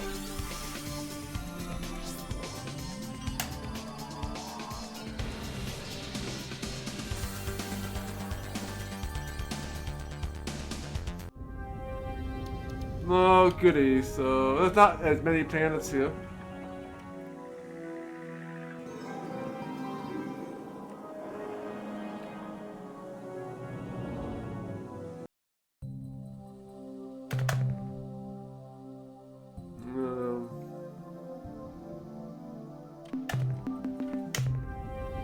Let's find it. It has to be here somewhere.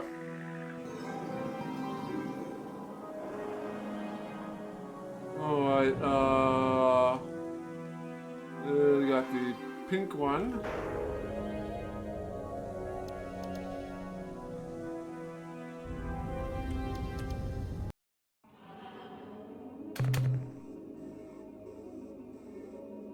Not here.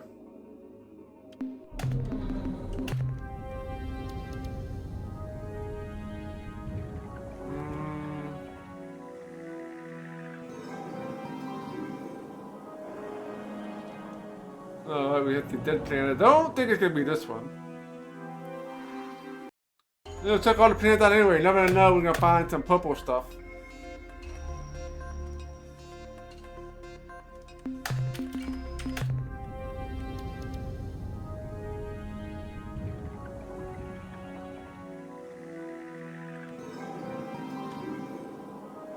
No, I got probably my gold. But watch it be gold here. Oh, that gold. No, that's not gold. It's well, so it's not. No, that looks like gold. Can't take it.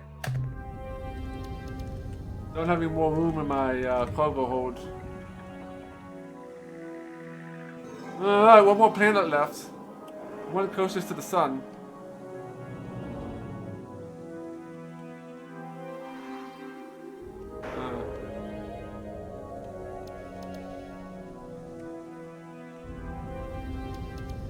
Alright. That looks promising. Rainbow World, yeah.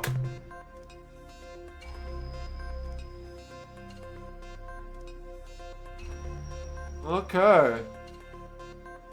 So, right, so this is it.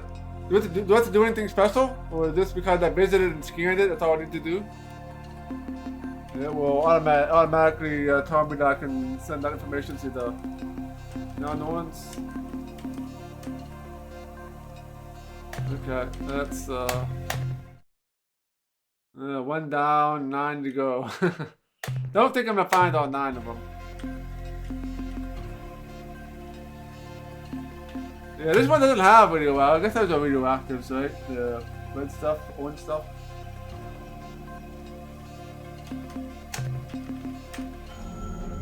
Okay. We found our first rainbow planet. Time to visit the Melnorns, and then we'll visit the Alarus. And turn in that quest, and then we'll head back home to offload all our cargo. And probably can.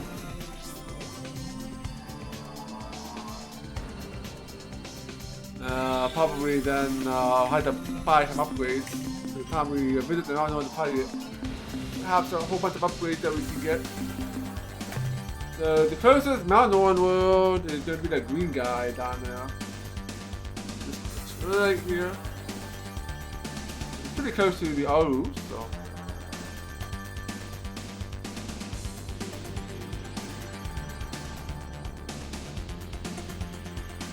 We'll buy some fuel here too. See how many credits we get. We might get over 1,000 credits with all the life forms I got. And Draconic said to get about 500 credits for Rainbow Planets.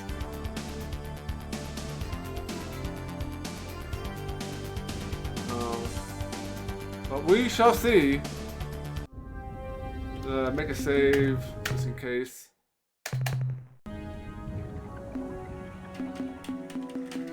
Alright, where are the Melnorns?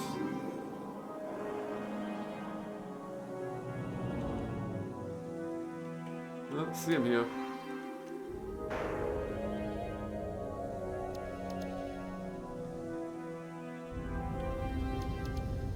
I could probably use my caster. Let's try that.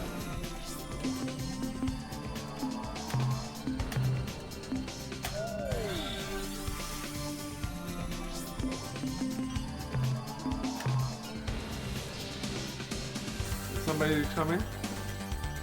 I did save the game to have somebody bad. There we can reload.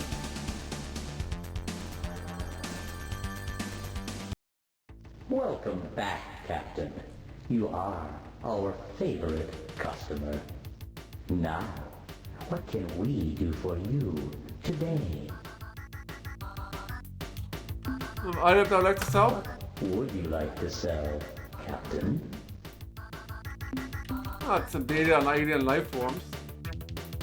The 774 units of biological data Oh, wow. we downloaded from your ship earn you 1,548 credits.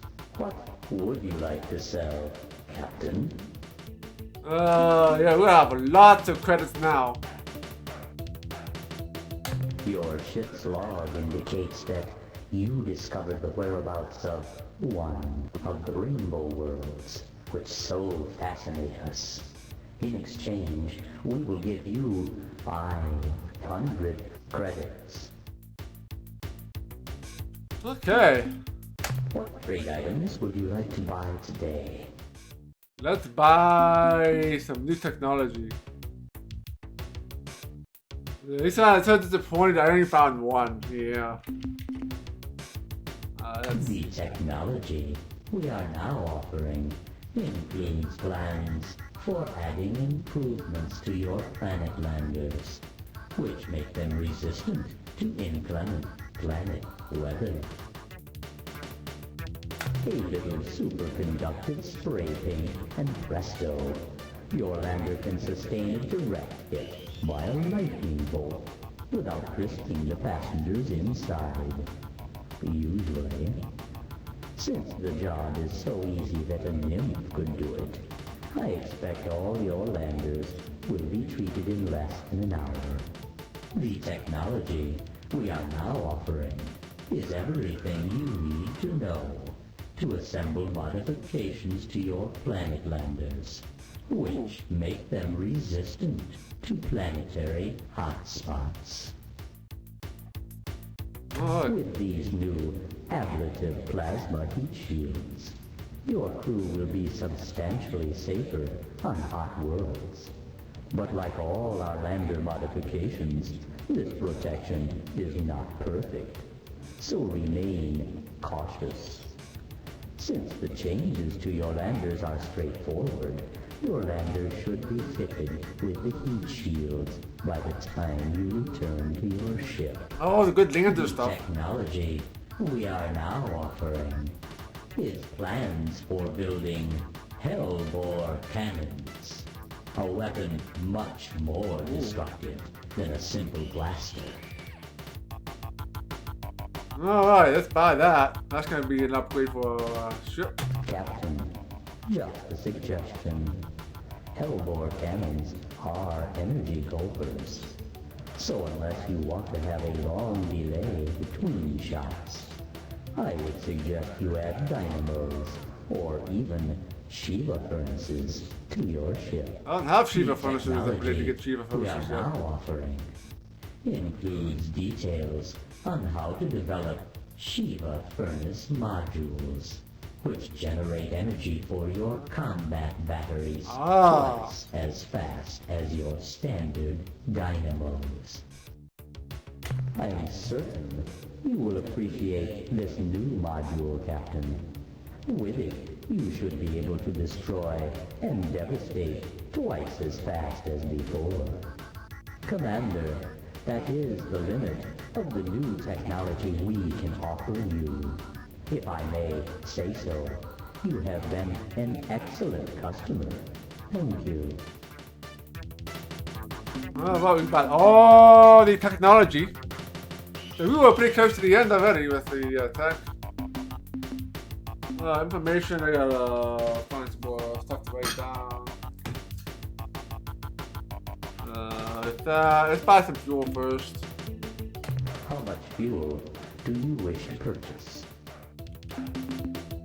Fill up to maximum capacity. That's gonna be what, like 300, 400 credits? Fuel transferred to your vessel.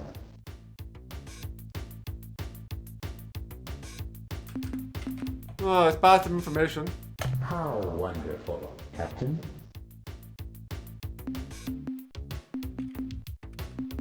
Alright, let's buy information about current events. The Urquan are presently at war with a race called the Korra. They are fighting within a large spherical region of space, centered around the Crater's star group. Although it is probably too early to tell, it would appear that the Korra are winning. Alright, Urquan.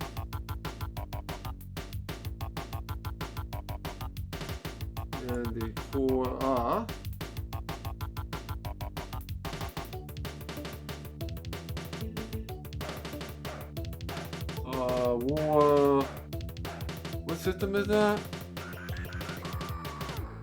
Kratos.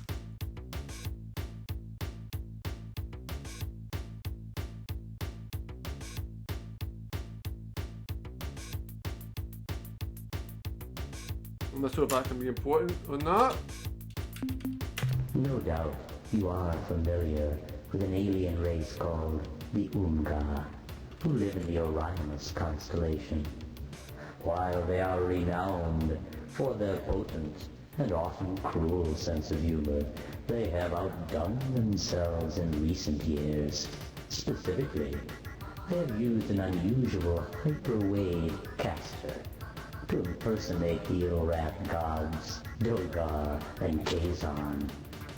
When the Ilrat began tuning in to the voices of their gods on their hyperwave receivers, the priest caste was understandably skeptical and counseled their many followers to ignore the blasphemous signals. However, in a surprise move, the majority of the Ilrat then rose up and slaughtered the entire priest caste. The reasons for this ghastly move included overtaxation, lack of quality depth in ceremony, and the general feeling that the priests had made Dogar and Kazon's pronouncements overly complex. Interesting.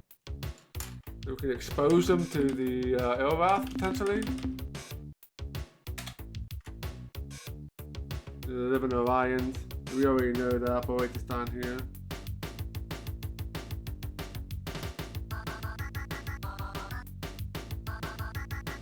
A hyperwave cast, that might be something we need to get.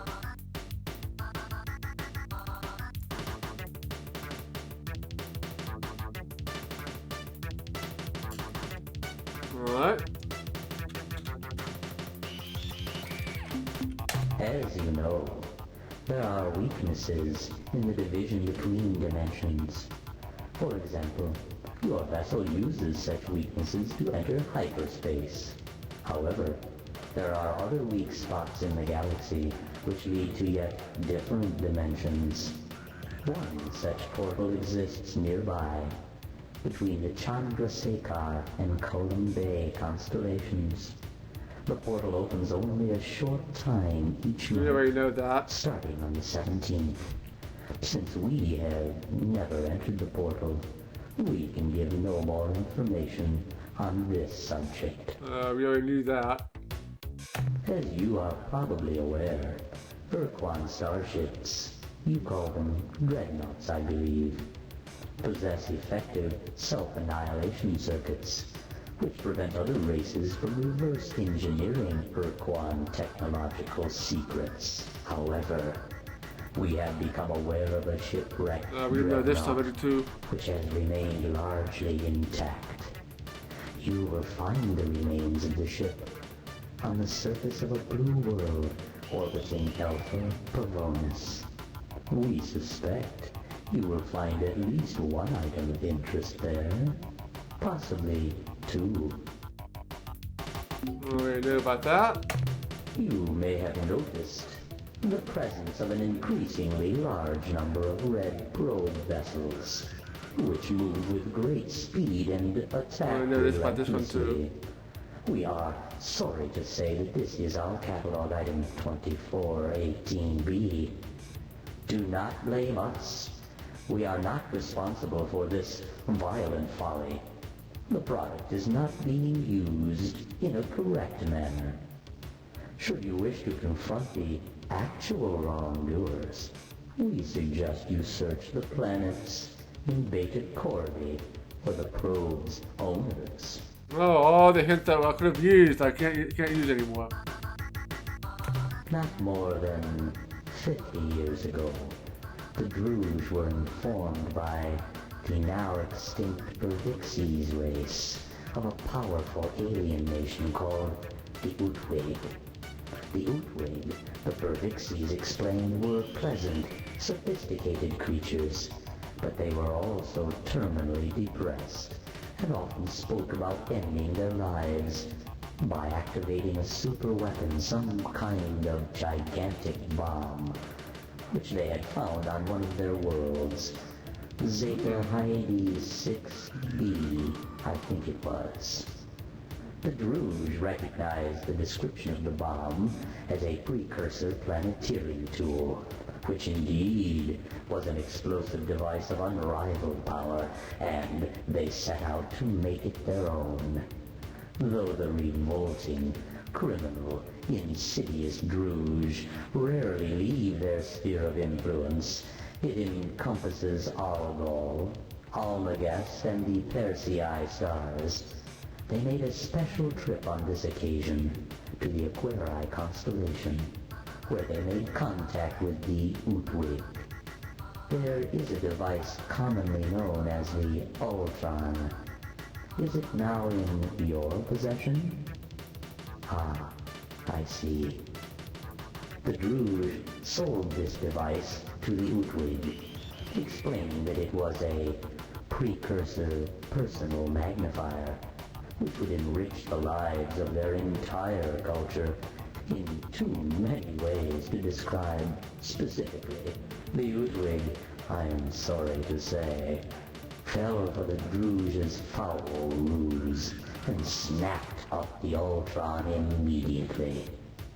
Fortunately for us all, the Utwig did not pay the Druge's requested price, the super bomb, and instead gave him a collection of historical oddments and genuine artifacts, which to this day the Druge are trying to unload on unwary buyers. Oh, that's a load of information there. Alright,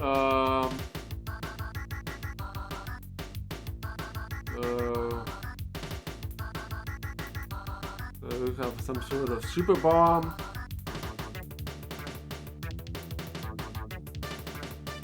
That's gonna be on Zeta Hyenas. What do they call this? HYADES?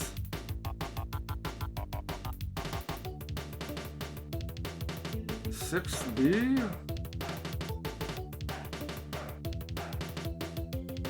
Okay.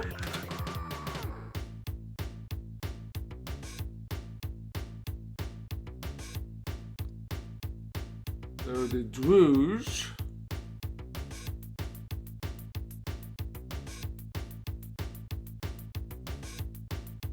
The Algol. The Almagest. And the Persei.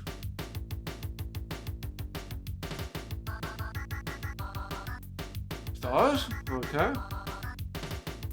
And made a special trip.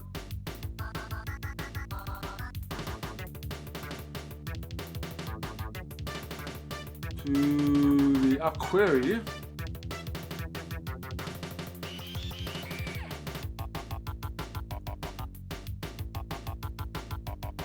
And this is where Utwig are at.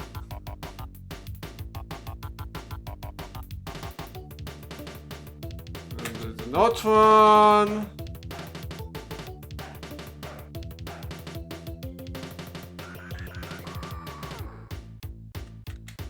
Okay. The Utwig are in the Aquarii, and then the Druge are in Algol, the Algest, and Persei. Any more current events? The Utwig, who live in the Aquarii constellation, have grown very depressed of late. They accidentally broke the supposed Ultron sold to them by the felonious Druge. As a consequence, they are morose and melancholic, and will probably be unwilling to help you fight the Urquan. If you wish to gain them as allies, we recommend that you acquire the broken Ultron, as if it ever worked, and find some suitable replacement parts. All information indicates that you could find these items in 3 Ooh, this is a different good, this would be good hint places. here. A rosy sphere at the Druge trade world. An aqua helix somewhere in Thredash space. And a clear spindle, which is currently in the possession of the Pekunk. I got that. Captain, that was the last current event we have for sale. Okay.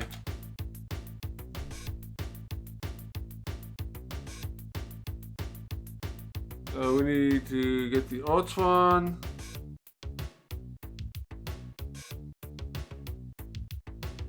So we need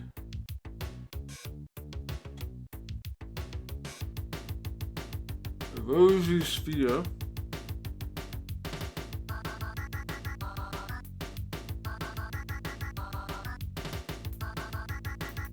And Badass Space. I'm not even sure where that's at.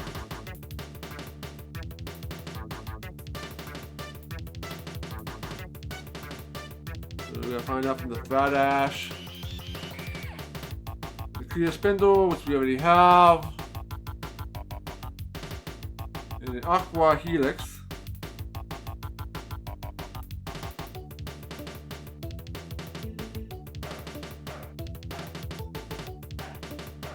Okay, I got that wrong. So the Aqua Helix is the Thread Ash.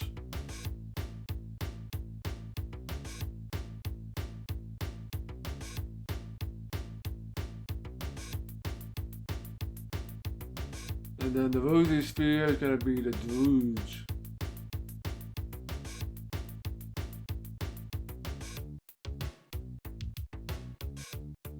Okay. And then the Clear Spindle, I'll make a note of that.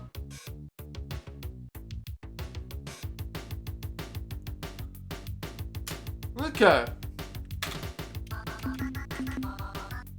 How much money credits we got left? Oh, we can do some a little bit more. Let's get some useful data on alien races. The Zakfatik are Yeah, a got friendly that. co-op of 3 alien species, all native to the same world. They are presently suffering severe collateral damage from the ritual combat between the Urquan and the Korah. While this is unfortunate for the Zakfatik, they have been forced to abandon many of their worlds. This close proximity to the inter-Urquan war will give them insights into the conflict, which will be of great use to you.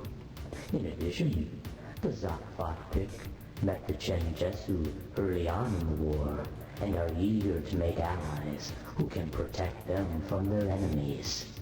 In case you are interested, the Zakfatik homeworld is at coordinates 400.0 by 543.7, Planet 1. I already found those guys. I know we have a lot more information to get, so we'll probably run out of credits before we get all the data out of them. The Iraq are presently attacking the Pekunk in the Lakeli and Kruger constellations. These beings have slavish devotion to their dark gods Dogar and Kazan, which in the past few years has been used against them by the Unga. If you need to manipulate the Iraq, we suggest you discover the Unga's technique and duplicate it. Okay, that's probably some useful information. The Umga.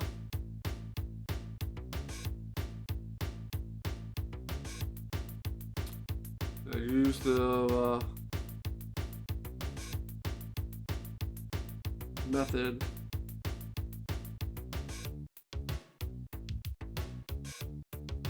Against the Ilrath.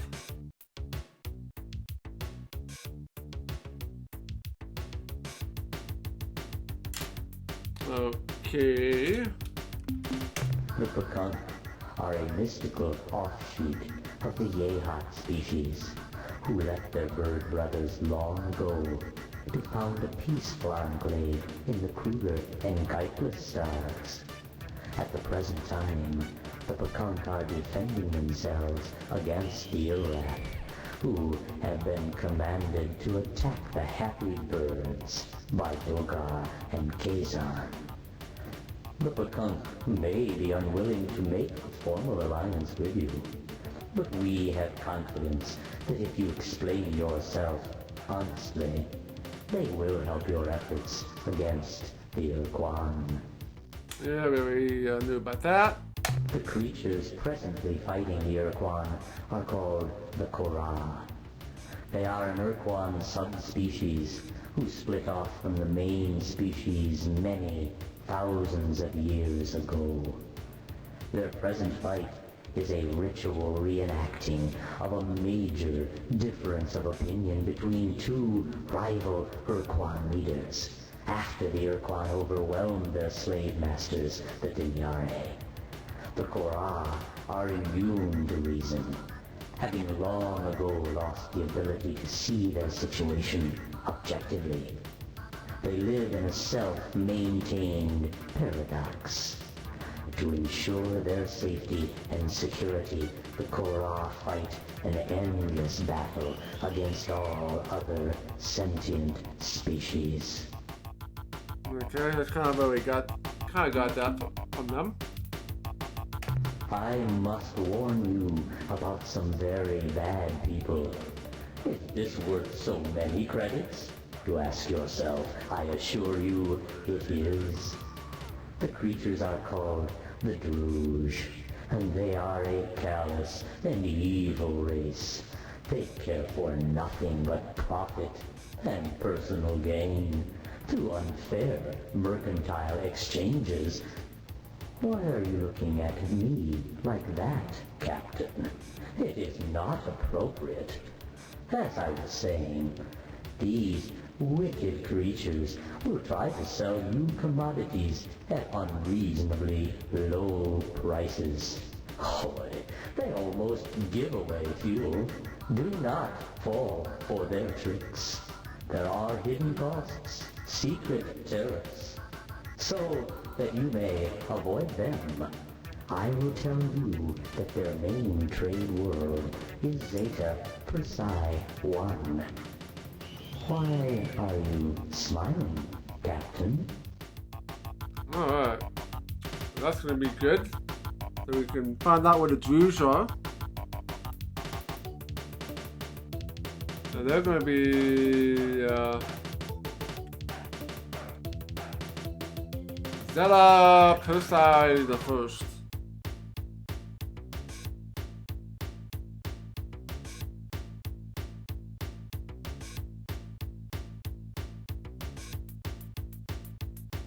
Alright. We can find the world there. That's far right there. I imagine they'll be far away. Alright, not sure how much more we can buy, but let's keep going. The Berbixies race evolved on the planet Arcturus 1. They lived there in a relatively benevolent manner until the Korra came and destroyed them during the course of 2 or 3 unfortunate days. The Druge were largely responsible for the Korra finding the Berbixies. You see, the Berbixies were in long-distance, hyperwave contact with a race known simply as the Keg. For decades, the Keg and the Berbixies traded much valuable information until the Keg came under attack by an invading race who you may know as the Korra. The Geg warned the Berbixies that the Korra located races by their hyperwave transmissions and that they had already discovered the radiations from the Druge. When the Berbixies were kind enough to warn the Druge that a hostile alien race was homing in on their hyperwave radiations, The Druge shut down all their transmitters and erected a powerful hyperwave beacon on the surface of the hercxena's moon. The Korra changed course, attacked the poor hercxenas, and sadly destroyed them all. Alright,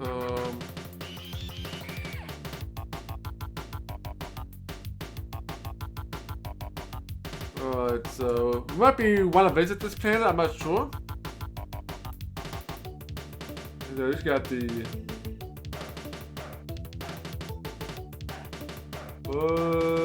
Vixies.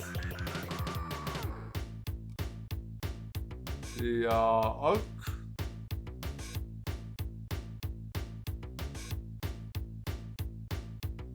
The first. Not sure if there's anything there.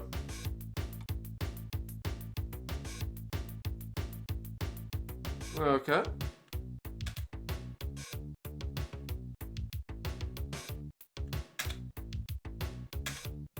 Alright, that's more alien races. The Pradash are an arrogant, stubborn, and thick-skinned species who reside in the Draconis and Apodus star systems. They have little or no respect for anything but force, which they admire greatly. To make the Pradash your friends, you should consider killing most, but not all of them. In addition, they guard some kind of sacred relic at the star system Zeta Draconis, though we do not know the true nature of this artifact. The Pradash homeworld is at Delta Draconis. Okay, so the Pradash. So we're gonna have to do some killing on these guys.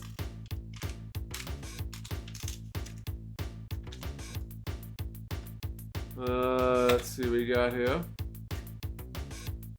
We got lots of stuff to do now.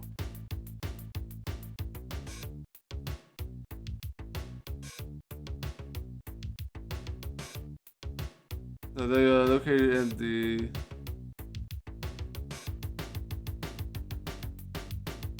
Draconis and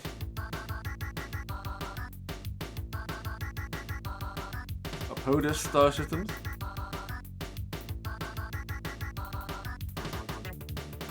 They have a relic.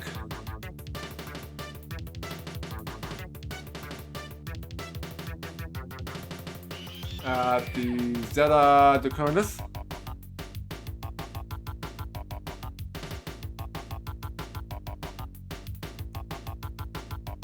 Okay. And the homeworld is going to be at Delta Draconis.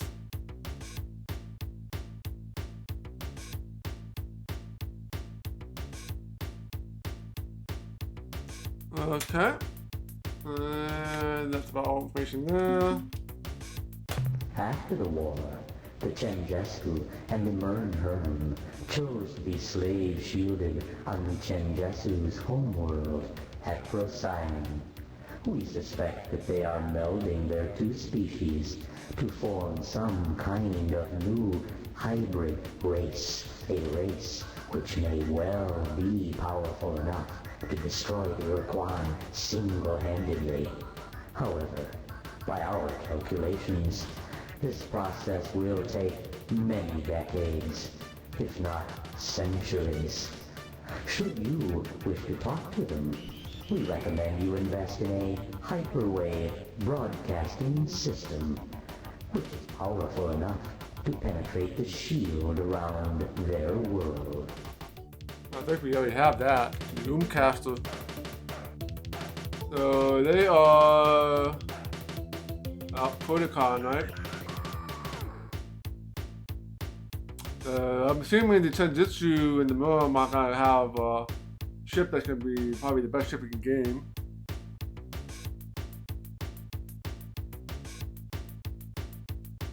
That'd be Protocon.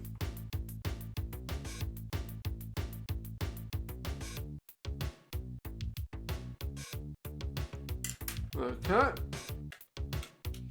Alright, we're running out of credits. There's still a lot, there's still more alien data. The Mycon are using this time, while the Urquan have their attention elsewhere, to expand their sphere of influence as fast as possible. The Mycon colonize planets by launching top spore pods from orbit and injecting them under the planet's surface. Months later, after the spores have grown hundreds of thick, fibrous tendrils under the planet's crust, the tendrils suddenly thrust up out of the planet and create huge calderas. Not incidentally, filling the planet's atmosphere with the Mycon's preferred gases, clouds of superheated steam and sulfuric acid. I don't think there's anything useful here.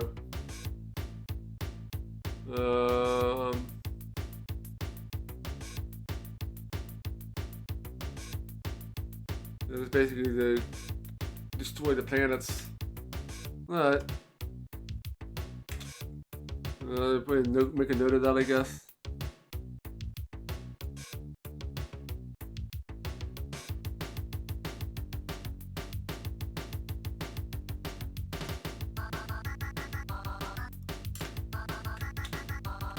What else we got? Following the end of the war, the Androsim began experimenting with interdimensional fatigue, a process that is related to your faster-than-light drive, but involves dimensions far more alien than hyperspace. They had just made a major breakthrough when they were suddenly wiped out by a race called the Ors, who appeared seemingly out of nowhere. Actually, we don't know what the Ors did to the Androsim. They're just all gone.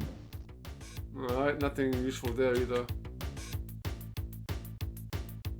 Nothing to report. That's probably all we can get right now, probably. Let's see. Unfortunately, this purchase requires 63 additional credits.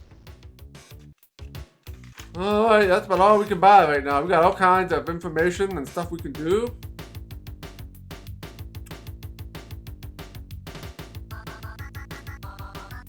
So, I figure out how to get the Oomga's hyperwave caster. And they get the super bomb. And you find out where the Druze are. Find out where the Utwigs are. We forgot we need to build the Ultron. So we need to get a couple more parts for that. And then you go to Oomga and he's trying to use the method against the Elrath.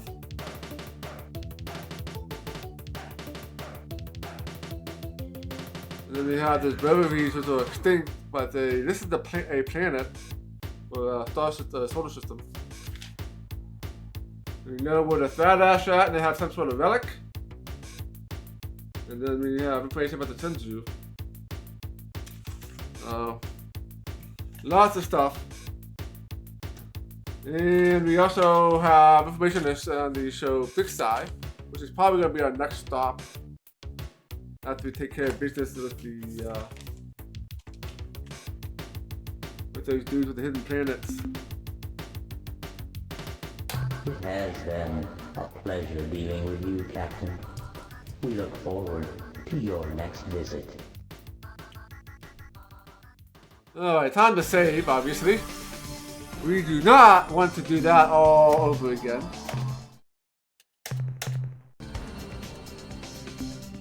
Alright, next stop is go back to Alu here. Let's go to this planet. We haven't been to these stars yet. Depending on how much time we have, we might visit that. Oops.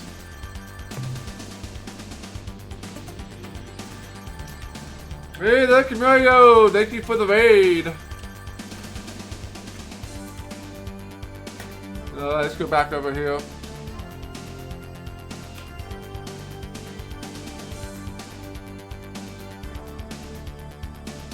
You just missed a whole bunch of lower dump. Got lots of hints of what we need to do.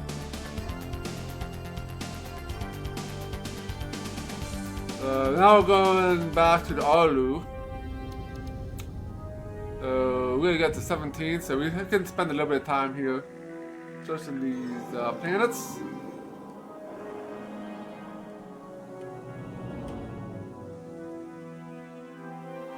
We still need more credits. Although we are full, so we can't get any more minerals. But we can get more alien life forms.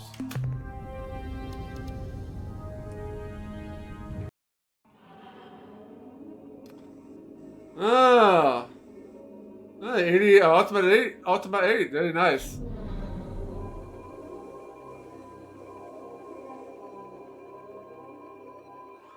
Yeah, we only played Ultima 1 and 2, and we have 3 coming up on the queue, which we probably play early next year. And that's a lot of fun. It reminds me a lot like Starflight 1, which we played like last year.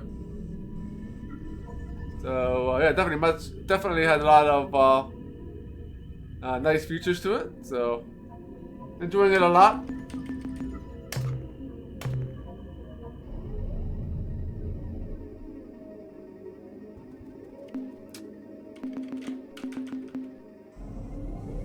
There are some things Starflight 1 does better, and some things this game does better.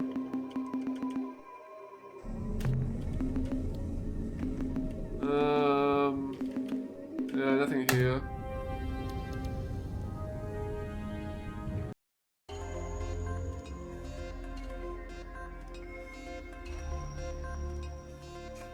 Yeah, Starflight. Yeah, there's 2 games in there. There's 2 games in that series: Starflight 1 and Starflight 2. Yeah, both of the Starflight 1 and 2 were, this game was modeled after Starflight 1 and 2.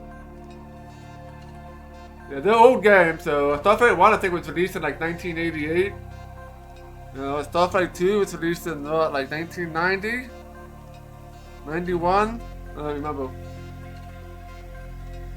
But they're definitely older. There's a little bit more grinding involved with Starflight 1. So, you may not like it. Oh, radioactive. You know what that means. We have to get dumped on more cargo. Because radioactive is worth more.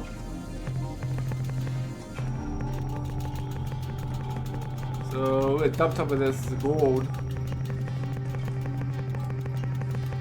Maximize our profits. Wish there was a way to like do like certain amounts. So we're gonna do 150. We can drop more if we need to.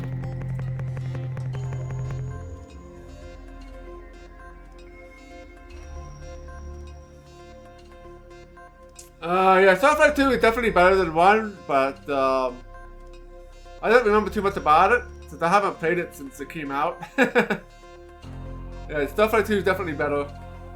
Starflight 1 is kind of, definitely has some issues running in DOSBox. And it can crash, and you can lose your save. It makes it save on an executable. So if the game like crashes, you pretty much lose your save, so you have to back up like the executable every time you make a save.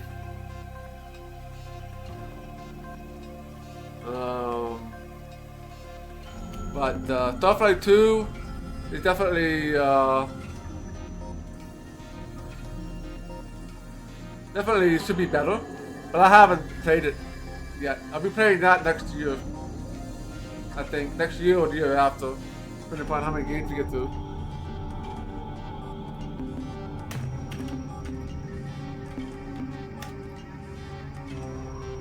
Let's pick up some radioactive elements here.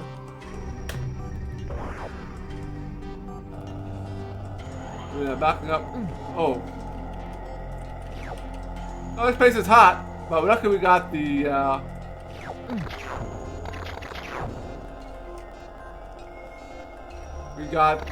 upgrades.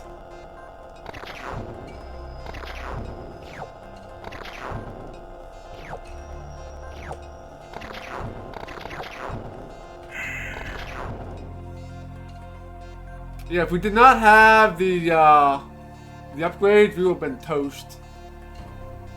869 degrees Celsius though.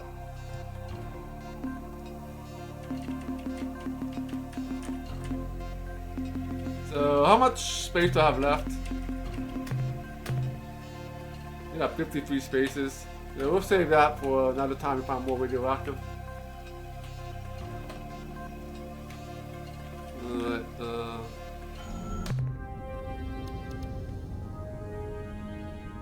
that's yeah, did I look at the how hot it was? Definitely hot. These systems are hot.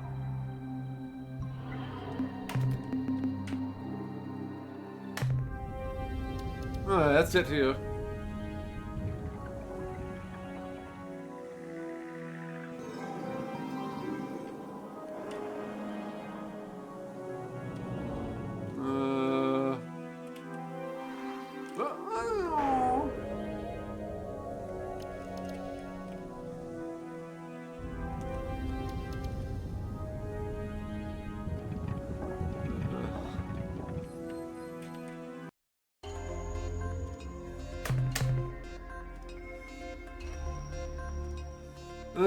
We got here? Nothing. I think I've been here before.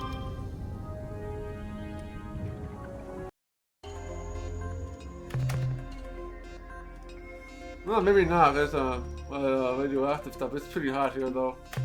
Don't want to go back down there again. Alright, let's get out of here. It's almost time for visit the Yalu.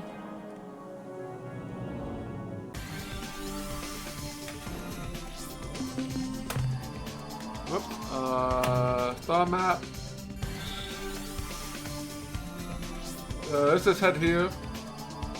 This star is right next to where we need to go. We want to get the portal spawn out here. So we got the necessary artifacts for it now. That might be the Alu, or that might be another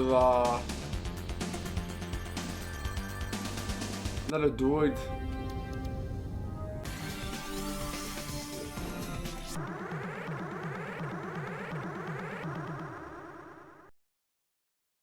This Caliandro. We come in peace. Engaging self-destruction circuitry. Give me my money. Yeah, $550. We got almost $8,000. We got about $8,000 by killing these guys. Okay, that new planet should show up in 2 days.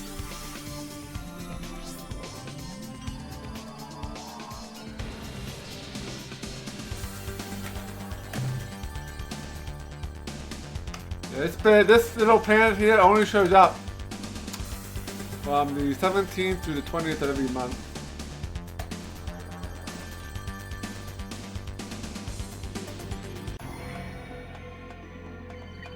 Alright, so yeah, let's add the quasi space here. This is kind of like a space where you can get to portals to different places.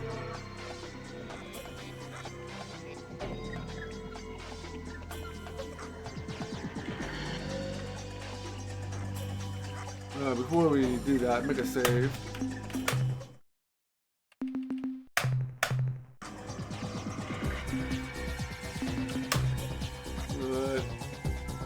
Just in case somehow I screw this up.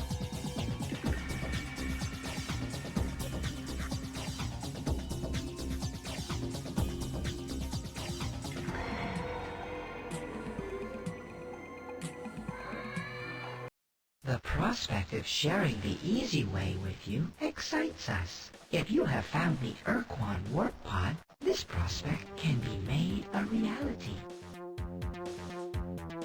I have obtained the warp pod unit from the Urquan wreck. What a surprise! As we have always said, humans are a most resourceful and clever species. We are so proud of you, but don't worry that you shall have to wait. We are prepared. Even now, our technical personnel are equipping your ship with a custom version of our portal spawner device.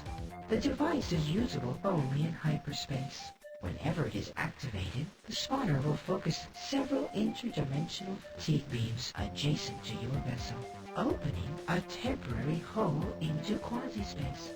Move quickly through the portal. After your ship has passed into quasi-space, you can choose any of the nearby portals which lead back to hyperspace, thus saving you needless transit time. Be keenly aware of this fact. The spawner requires a great deal of energy to function. We estimate that each time you use the device, it will consume 10 of your fuel units. Oh, that'll definitely be a time saver. Okay, we got the portal spawner device, which is very, very nice to have. And yeah, we have to go back to Earth, get some cargo space, and upgrade our ship with the new weapons and stuff. So, yeah, it's. Goodbye, clever child. We should definitely make much faster progress from here on out. But let's save our game. And this is probably we will wrap up this stream here with this. So yeah, next time we'll head back to Earth and we'll do all that stuff. And then yeah, we have a whole bunch of things we can do.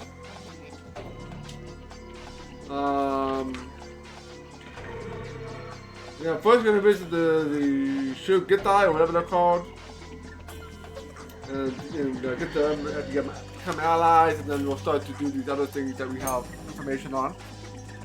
We still have to do some grinding, and we still need some more credits to get some more hints of other things we need to do. And yeah, we'll make good progress. Yeah, we did. Yeah, we also took care of the alien drones, so they would no longer affect us. If you haven't already, definitely follow me here on Twitch and Twitter, Discord, and YouTube. And yeah, tomorrow I'll be streaming some more Wizardry 8. So we'll make some more progress in that. We should probably make it to the swamp tomorrow, I think. We'll see. I think we'll be finishing up the tree part, and then I think we'll head to the swamp because the terrain are not in the trees. At least as far as I can tell. So yeah, let's find somebody to raid.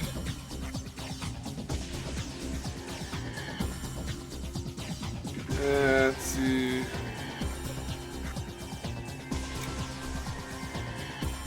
Okay, why don't we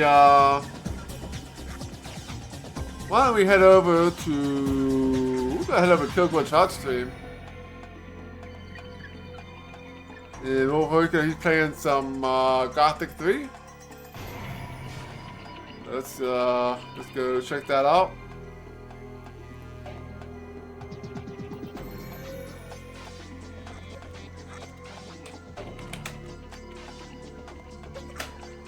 Yeah, so have a good night, and hope to see you guys back here tomorrow for some Wizardry 8. Starting at about 1 o'clock p.m. Eastern. So take care and have a good night.